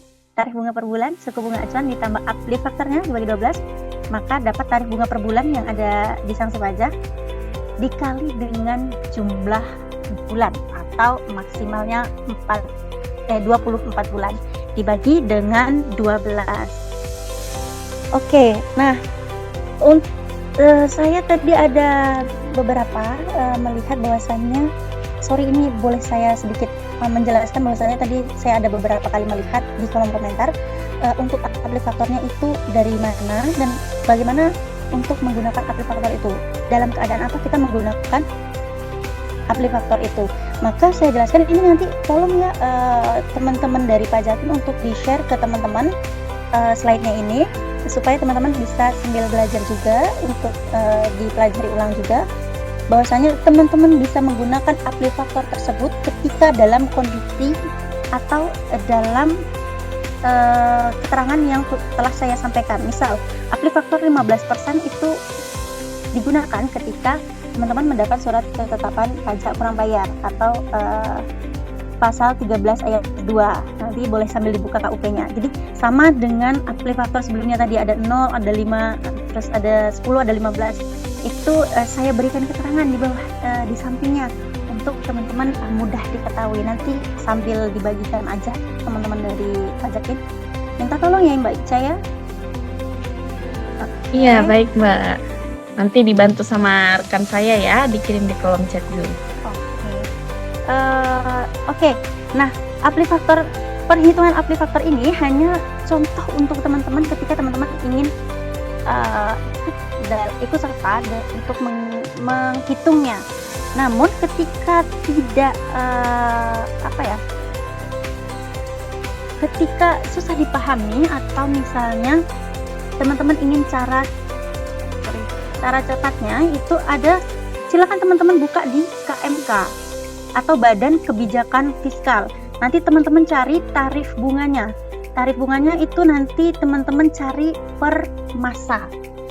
Jadi itu bisa dirubah, misalnya di bulan berapa. Itu kan di KMK atau Kebijakan Fiskal itu teman-teman buka, terus cari di kursnya, bunganya. Nah, itu nanti diatur atau disetting bulannya. Misal teman-teman ingin cari tarifnya itu di bulan Januari. Jadi teman-teman setting di bulan Januari, maka dia akan muncul. Nah, angka yang muncul atau sekarang kita sebut misalnya paling sedikit itu kemarin 0,99. Nah, 0,99 itu langsung dikalikan aja dengan pajak. Misal teman-teman kebetulan terus ada mengakibatkan kurang bayar. Nah, atas kurang bayar itu langsung teman-teman kalikan dengan tarif KMK yang teman-teman cari di KMK atau Kebijakan Fiskal itu. Lalu dikalikan dengan bulan, ketika teman-teman itu terlambat sampai dengan lapor, ini berapa bulan. Nah, mungkin nanti kita akan kasih contoh satu lah. Boleh ini dilanjutkan? Boleh dilanjut? Oh iya, ini langsung dikasih contoh, sorry. Ini ada contoh perhitungan. Nah, ini mungkin yang paling ditunggu-tunggu nih sama teman-teman nih. Kalau misalnya saya hanya berbicara atau menyebutkan aplikatornya mungkin sedikit bingung. Nah, kita langsung ke contohnya. Ini ada Tuan A menyampaikan SPT tahunan PPHOP. PPHOP tahun pajak 2020, tanggal 17 Juli tahun 2021. Ingat ya teman-teman, 1 tahun pajak adalah Januari sampai Desember. Nah, dilaporkan di tahun selanjutnya, yaitu 3 bulan setelah berakhirnya tahun pajak untuk wajib pajak orang pribadi. Untuk wajib pajak badan adalah 4 bulan setelah berakhirnya tahun pajak, dalam bahasa undang-undangnya seperti itu. Namun ketika kita ketahui bahwasannya bulan 3 dan bulan 4 itu sangat simpelnya gitu. Nah, jumlah kurang bayarnya di sini kita kembali, jumlah kurang bayarnya sebesar 1 juta. Dilunasi Tuan A pada 16 Juli. Oke. Kita di sini dapat poin nih. SPTOP harusnya dilaporkan di bulan Maret. Nah, ini dilunasi di bulan Juli. Terdapat kurang bayar. Maka jawabannya adalah sanksi bunga keterlambatan pembayaran atas SPT tahunan itu tadi pasal 9 ayat 2B KUP dihitung sejak berakhirnya jatuh tempo pembayaran SPT tahunan sampai dengan tanggal pembayaran. Nah, tanggal penyampaiannya tadi kan Maret, terus tanggal pembayarannya adalah Juli. Maka kita lihat. Nah, sebagai contoh, ini contoh. Menteri Keuangan menetapkan suku bunga acuan. Suku bunga acuan ini yang per bulannya untuk bulan April adalah 4,96%. Maka sanksi administrasi yang dihitung mulai bulan April 2021 dikenakan tarif bunga 0,83% per bulan. Nah, ini tadi yang kita hitung dengan aplifaktor 5%. Ini contoh saya ambil adalah aplifaktor 5%. Nah, perhitungannya adalah kita hitung dulu bulannya ini. Ketika dia harusnya melaporkan pada Maret, tetapi dia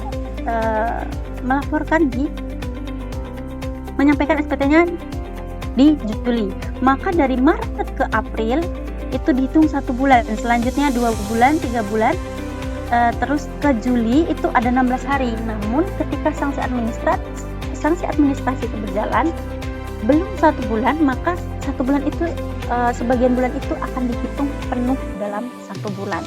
Maka di sini dapatlah kita hitungan 4 bulan. Nah, Agustus SPT-nya terbit nih. Jadi kurang bayarnya tadi 1 juta. Nah, kan tadi langsung dikalikan dengan tarif KMK. Tarif KMK ini adalah bisa kita cari tadi bisa teman-teman cari di KMK atau Badan Kebijakan Fiskal tarif bunga. Terus nanti teman-teman bisa setting bunganya itu berapa, nanti akan langsung terbuka. Namun kalau ingin lebih gregetnya, teman-teman pengen hitung sendiri. Nah, caranya adalah dengan mengalihkan dengan aplifaktor. Misal, ini tadi saya hitungkan di atas nih. Tarif suku bunga acuannya pada bulan itu ada di angka 4,96. Berarti atas tingkat kesalahannya yaitu atau aplifaktornya itu 5%, yaitu pasal 9 ayat 2B. Baru dibagi dengan 12. Baru bisa dapat angka 0,83% tarif KMK. Dikali dengan 4 bulan. 4 bulan ini tadi yang kita sama-sama hitung dari Maret sampai dengan Juli, atau dari seharusnya dia lapor sampai dengan dia membayarnya. Berarti 8.300 dikali dengan 4 bulan, maka akan terbit STP senilai 33.200 gitu. Nah, ini contoh dari uplift 5%. Sepertinya saya ambil contoh 1% aja. Saya ambil contoh dari upliftnya 1 saja. Oke, boleh lanjut.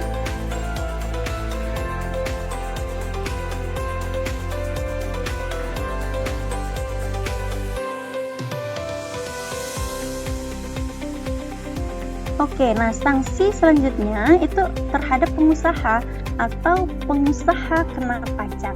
Nah, apa nih yang dikenakan? Bahwasanya tadi sudah jelaskan, pengusaha yang telah dikukuhkan sebagai PKP tetapi tidak membuat faktur pajak atau terlambat membuat faktur pajak. Nah, yang kedua, pengusaha ini telah dikukuhkan sebagai PKP yang tidak mengisi faktur pajak secara lengkap. Ini bahasanya bahasa undang-undang sekali nih.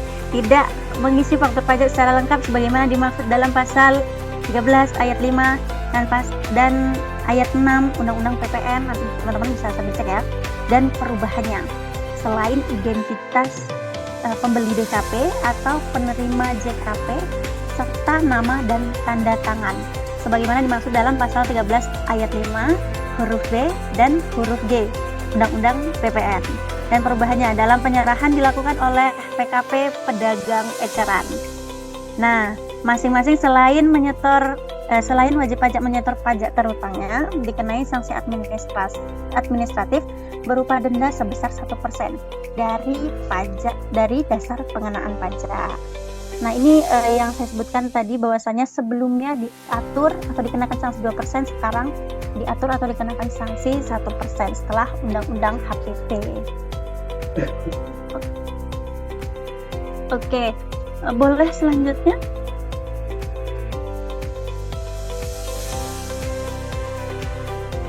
Oke, nah ini dia yang paling ditunggu-tunggu, tip and triknya.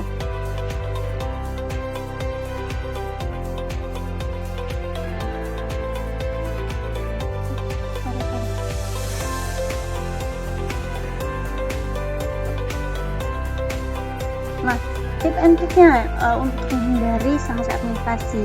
Yang pertama adalah mengetahui aturan perpajakan yang berlaku untuk usaha yang dijalankan. Jadi setiap peraturan pajak itu menyesuaikan dengan usaha yang teman-teman lakukan. Maka seringlah mengupdate pengetahuan perpajakan sesuai usaha yang teman-teman lakukan, atau ketika teman-teman bekerja di tempat kerjanya itu pastikan bahwasannya aturan perpajakan yang berlaku itu adalah yang terbaru, yang sekarang masih berlaku. Nah, yang kedua adalah mengetahui batas waktu dan batas lapor pajak sesuai peraturan yang berlaku. Tadi saya sudah sampaikan batas waktu dan batas lapornya, maka teman-teman saya pikir wajib betul untuk mengetahui batas dari bayar dan lapornya. Dan perlu teman-teman ingat bahwasannya ketika tanggal pembayaran atau pelaporan itu jatuh pada hari Minggu atau tanggal merah, maka akan jatuh ke tanggal selanjutnya. Jadi perlu teman-teman ada di selanjutnya, perlu teman-teman rekap tanggal bayar dan lapor nih untuk memprediksi sanksi yang akan terutang.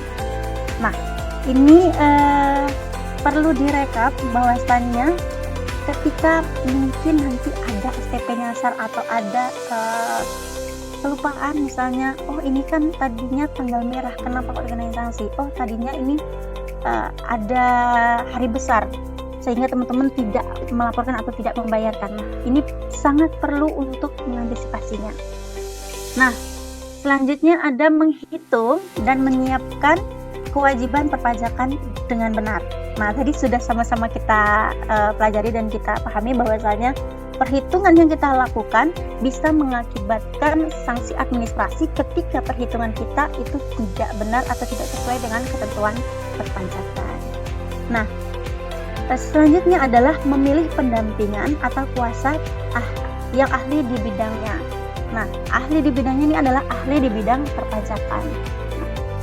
Banyak mungkin dari teman-teman sendiri itu bingung atau bagaimana cara memilih konsultan pajak yang tepat. Tentunya konsultan pajak yang tepat yang sekarang ini sudah diatur itu ada di PMK 175 tahun 2021. Pastikan konsultan pajak yang teman-teman pilih sudah memenuhi PMK nomor 175 tahunnya 2022. Oke, nah selanjutnya ada langsung mengajukan ke KPP apabila omset sudah mencapai 4,8 M. Maka ini menjadi trik yang teman-teman pengusaha harus tahu ketika usaha yang teman-teman lakukan nanti diprediksikan, misalnya di bulan Mei atau di Juni di hitungan per semester itu sudah akan mendekati 4,8 M, bisa 4,3 M, amin. Terus tinggal berapa ratus juta lagi, segera laporkan atau segera antisipasi dengan menyiapkan laporan untuk ditentukan sebagai TKP.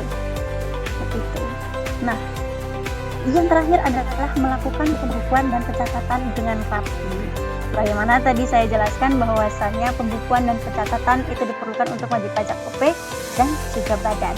Nah, dilakukan secara rapi, bahwasannya pembukuan dan pencatatan itu disimpan sampai 5 tahun atau masa daluarsa pajak itu adalah 5 tahun. Ketika dia ada penyiksaan maka harus disimpan selama tahun. Oke. Dan itu ada lagi? Boleh next? Oke, boleh ditahan dulu ya teman-teman ya. Ini ada kuis lagi nih dari tim pajakin nih.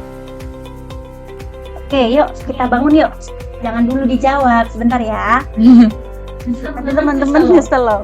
Kita mulai dari hitungan ketiga dulu ya teman-teman ya. Kalau udah dulu. Nah, tadi sudah sama-sama kita ketahui sanksinya. Ayo, sekarang di-refresh lagi. Berapa, aturan mainnya sama seperti tadi ya teman-teman ya, dalam hitungan ketiga. Oke, berapa nilai sanksi denda tidak atau terlambat disampaikan tahunan wajib pajak orang pribadi? Punya 1 lembar merah muda. Dimulai dari 3, 2, 1. Silakan tim pajakin.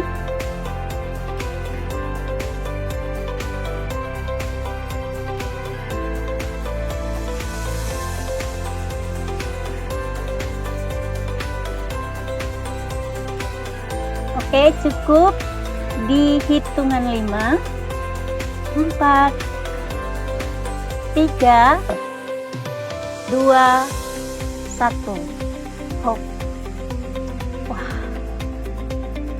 Oke, terima kasih ya teman-teman ya. Oke Mbak ini saya sudah bantu lihat nih dari yang mulai Mbak ini hitung dari 3, 2, 1 tadi. Yang pertama menjawab itu atas nama Ibu Ayu Marwia. Lengkap jelas jawabnya itu Mbak ini. Ibu Ayu Marwia. Ayu Maria, Masya Allah, sangat menyimak dengan bersama ya Ibu Ayu Maria. Selamat ya Ibu Ayu Maria. Ya, selamat Oke, Ibu untuk Ayu. teman-teman tadi jangan patah hati nih. Mungkin bisa lagi diadakan atau melalui tanya jawab atau apa dari tim pajakin, biar nggak dari quiz time aja nih. Boleh next selanjutnya. Oke, ternyata dari saya dan ini untuk materinya itu selesai. Jadi boleh saya tutup dengan kata sedikit. Samarinda sama majikan, koper di bawah terasa berat. Demikian yang saya sampaikan. Akhir kata semoga bermanfaat. Saya kembalikan kepada Mbak Ica. Baik, terima kasih Mbak ini atas pemaparan materinya yang jelas ya, cukup jelas buat kita semua. Nah, Bapak Ibu sekalian udah pada paham kan apa kewajiban kita sebagai wajib pajak dan sanksi apa yang dikenakan kepada kita bila kita sengaja maupun tidak sengaja lalai dalam administrasi perpajakan. Tadi udah disampaikan Mbak ini ya, apa saja kewajiban dan sanksinya. Oke, selanjutnya kita akan masuk ke sesi tanya jawab nih Mbak ini. Wah, lanjut lagi nih Mbak ini nih. Untuk sesi ini kita akan langsung aja bacakan pertanyaannya yang ada di link tanya jawab ringan Mbak ini. Saya bantu pilihkan. Mohon ditunggu sebentar.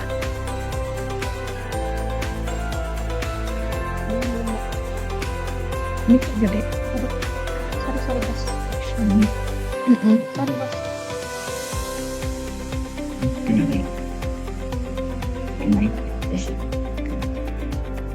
Sebentar ya, saya bantu pilih.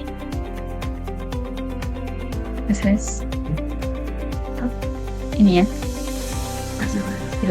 Oke, untuk pertanyaan pertama ada dari Bapak Arbain. Pertanyaannya, pagi Bapak Ibu, dulu saya karyawan swasta, tapi sekarang sudah berhenti. Sejak berhenti bekerja, saya tidak pernah lapor SPT lagi. Apakah nanti kalau lapor SPT lagi akan dikenakan denda? Terima kasih. Oke, mohon dijawab ya Mbak Eni. Untuk pertanyaannya ini.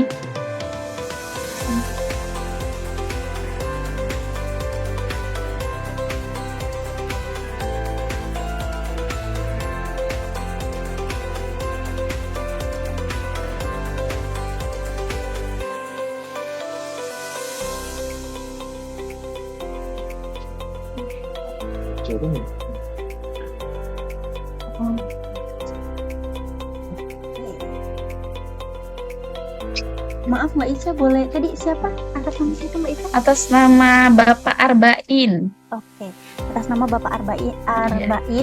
Ya. Tadinya beliau adalah karyawan swasta, ada keluar dan tidak melaporkan SPT. Ketika nanti dia lapor SPT, apakah kena denda? Nah, untuk pelaporannya itu kita boleh mengecek dulu apakah status NPWP Bapak Arbain ini adalah NE atau dia aktif. Ketika dia NE, maka Bapak tidak diwajibkan untuk melaporkan SPT-nya. Tetapi ketika dia aktif, setelah keluar, misal dalam keluarnya di tahun 2020, nah ketika 2021 itu masih aktif, maka nanti akan ada sanksi denda di dalam mengenai sanksi yang tadi sudah teman-teman jawab gitu. Jadi akan ada sanksi denda 100.000 ketika NPWP-nya masih aktif. Namun ketika NPWP tidak aktif, maka tidak ada denda yang mengikat. Nah, nanti boleh nih sambil dicek di aplikasi pajak itu bisa cek NPWP, apakah status NPWP Bapak itu aktif atau tidak aktif. Jika aktif, nanti akan ada denda 100.000, maka denda itu nanti akan datang ke alamat yang terdaftar berupa surat tagihan pajak. Jadi ditunggu, jadi Bapak tidak perlu melakukan apa-apa, nanti akan ada dendanya ketika aktif, tapi ketika tidak, maka tidak ada. Begitu Bapak Arbain. Oke, Mbak Ica ada? Ya, baik, terima kasih atas jawabannya ya Mbak Yeni. Semoga apa yang telah disampaikan Mbak Yeni jelas ya Pak Arbain ya, bisa dipahami. Saya lanjut aja ke pertanyaan kedua ya ini Mbak Yeni ya. Bagaimana, dari Ibu Nadia Nuriana. Bagaimana cara untuk mengurangi jumlah pajak penghasilan yang harus saya bayar?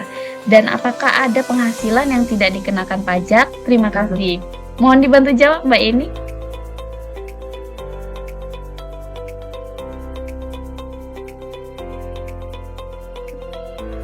Oke, saya bacakan ulang ya. Bagaimana cara untuk mengurangi jumlah pajak penghasilan yang harus saya bayar? Dan apakah ada penghasilan yang tidak dikenakan pajak? Iya. Tentunya ini bersangkutan dengan tax planning, mengurangi pajak yang seharusnya yang harusnya dibayar. Tidak bisa.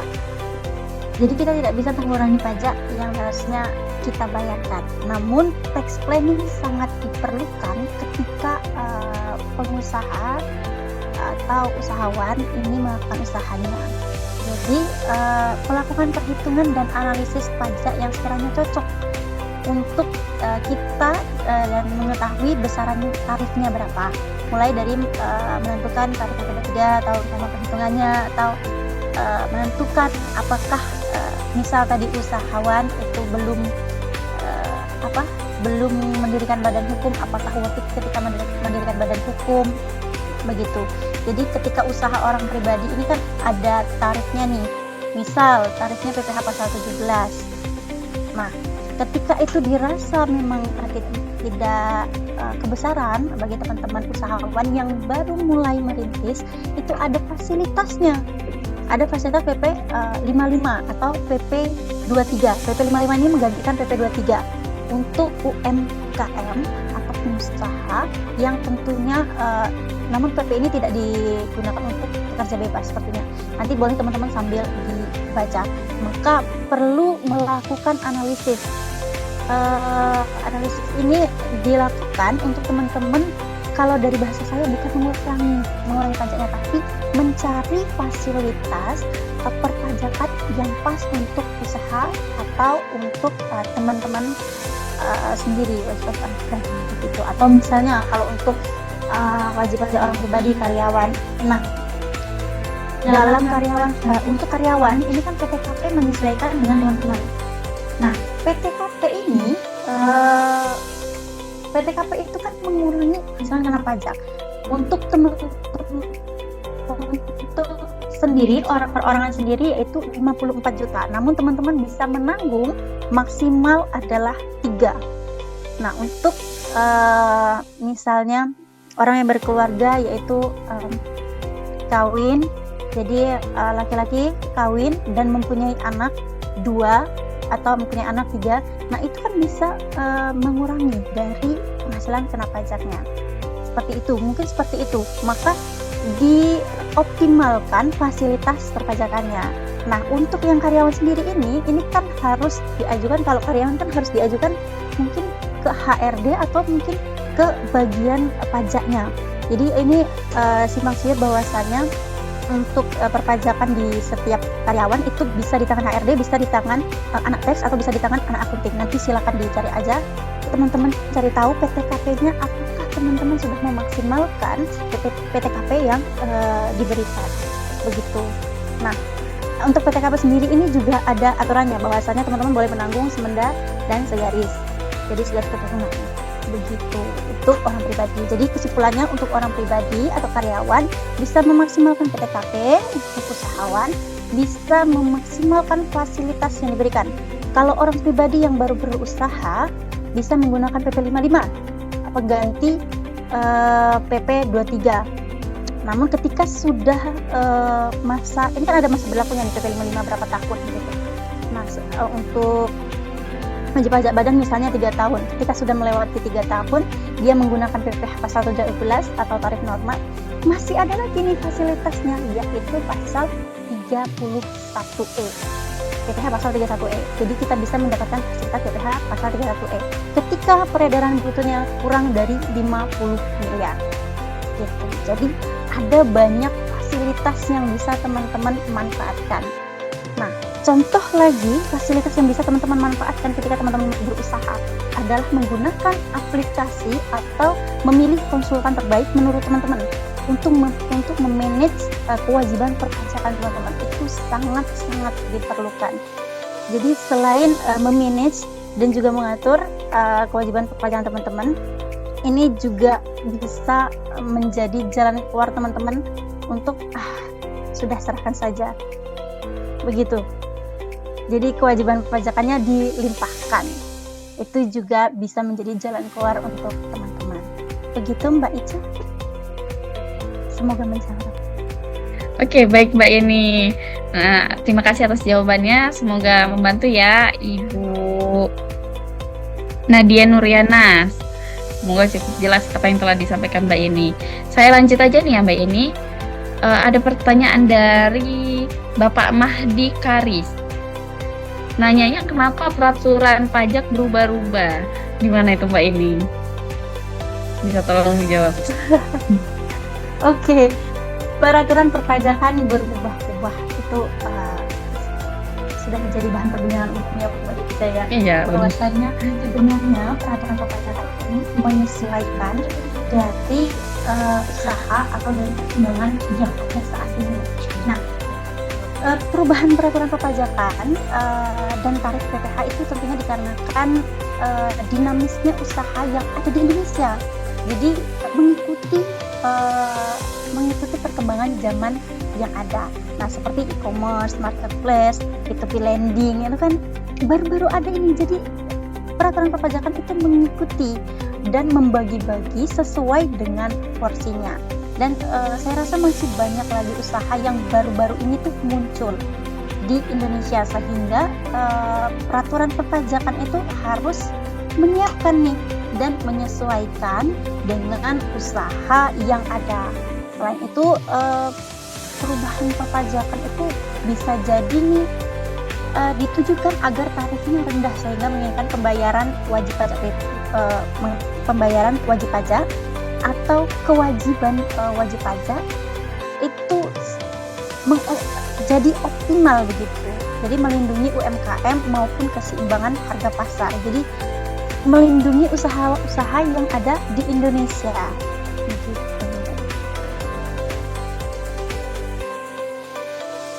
Semoga menjawab ya Mbak Ica ya. Iya Mbak Yeni, semoga terjawab ya Bapak Mahdi Karis. Semoga apa yang disampaikan Mbak Yeni cukup jelas dan Bapaknya paham kenapa peraturan pajak ini berubah-ubah.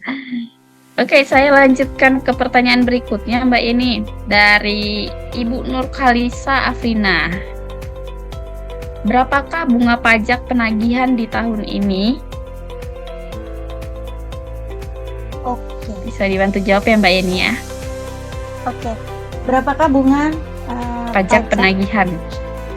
Berapakah bunga pajak? Nah, tadi kita sudah bahas bahwasannya bunga itu akan berubah mengikuti bulannya. Sekarang ditentukan oleh tarif KMK. Namun pertama kali perubahan itu ada di tahun 2020. Jadi ketika ini perlu dijelaskan mungkin ya. Ketika teman-teman mendapatkan STP dari sebelum-sebelumnya atau sebelum kadaluarsa pajak, yaitu 5 tahun ke belakang, tahun berapa sampai dengan sekarang, itu acuannya adalah KMK nomor 540 tahun 2020. Jadi tarif bunganya itu mengikuti KMK 540 tahun 2020. Namun ketika 20 ini maju, itu mengikuti tarif bunga per bulan yang sudah ditentukan KMK. Jadi ini tidak bisa dijawab secara angka ya, Mbak Ica ya.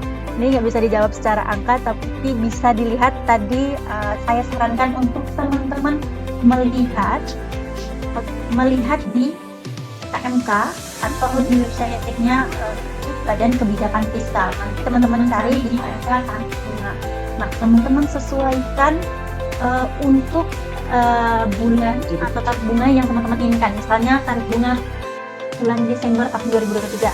Silakan dicek aja, nanti akan muncul gitu. Tapi untuk tarif 2020 mundur itu menggunakan 540 karena baru diatur di tahun 2020 sesuai dengan KHPP yang kita bahas.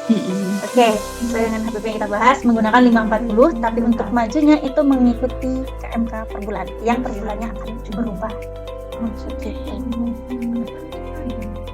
Begitu Mbak Ica. Terima kasih ya Mbak Ini atas jawabannya. Gimana Ibu Nur Khalisa? Semoga jelas ya apa yang disampaikan Mbak Ini. Oke, untuk sesi tanya jawab berakhir ya sampai di sini. Banyak banget ini yang nanya Mbak Ini. Cuma kan karena waktu kita terbatas ya. Jadi kita hanya bisa menjawab 5 pertanyaan tadi ya Mbak Ini ya.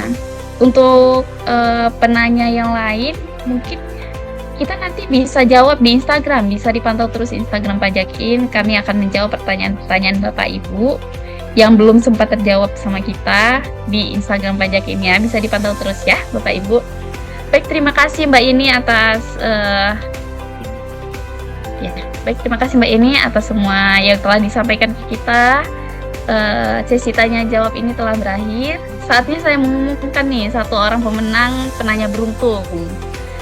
Oke, tadi saya sudah dapat dari rekan saya untuk pemenang penanya beruntung di sesi ini dimenangkan oleh Bapak Arbain. Selamat Bapak Arbain. Silakan DM Instagram Pajakin dan kepada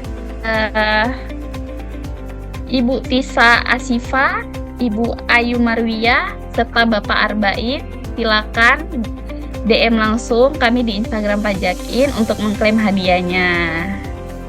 Oke, baik, selanjutnya izinkan saya memperkenalkan platform media sosial Pajakin kepada Bapak Ibu.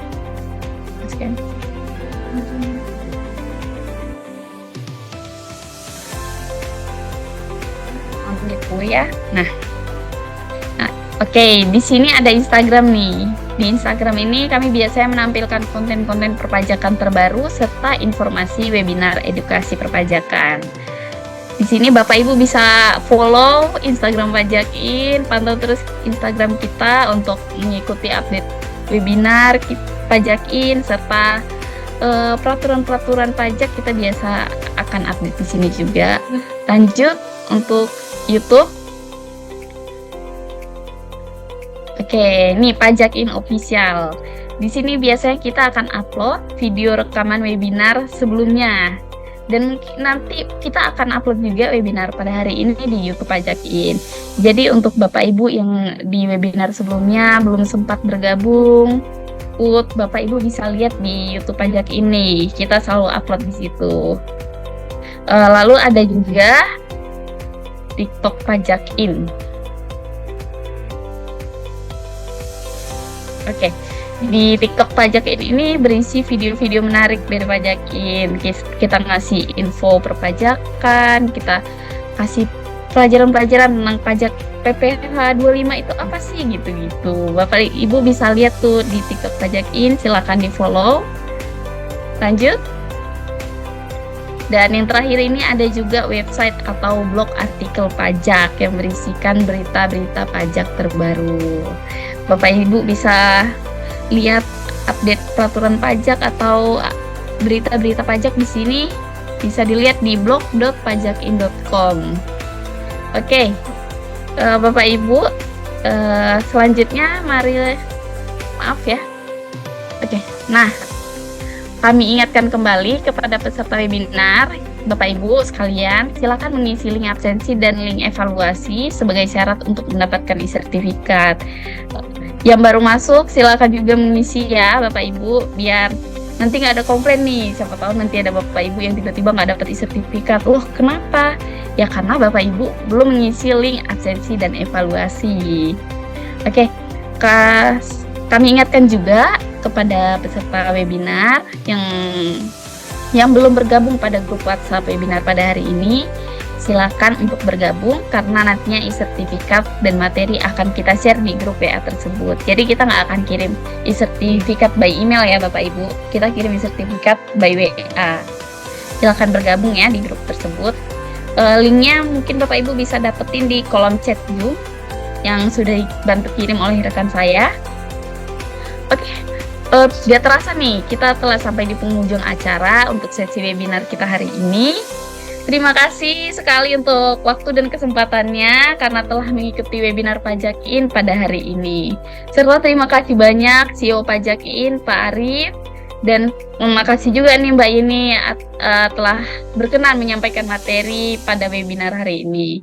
Mungkin dari sebelum saya tutup Mbak Yeni mau menyampaikan sepatah dua patah kata untuk kita, untuk Pajakainers. Oke, mungkin sedikit ya Mbak Ika ya. Oke.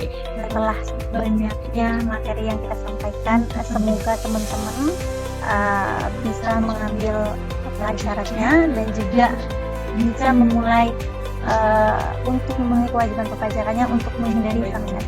Semoga ini sangat membantu untuk teman-teman wajib pajak. Mungkin sedikit langsung lagi. Oke. Mawar putih kelopaknya bersih, tumbuh merekah menenteramkan.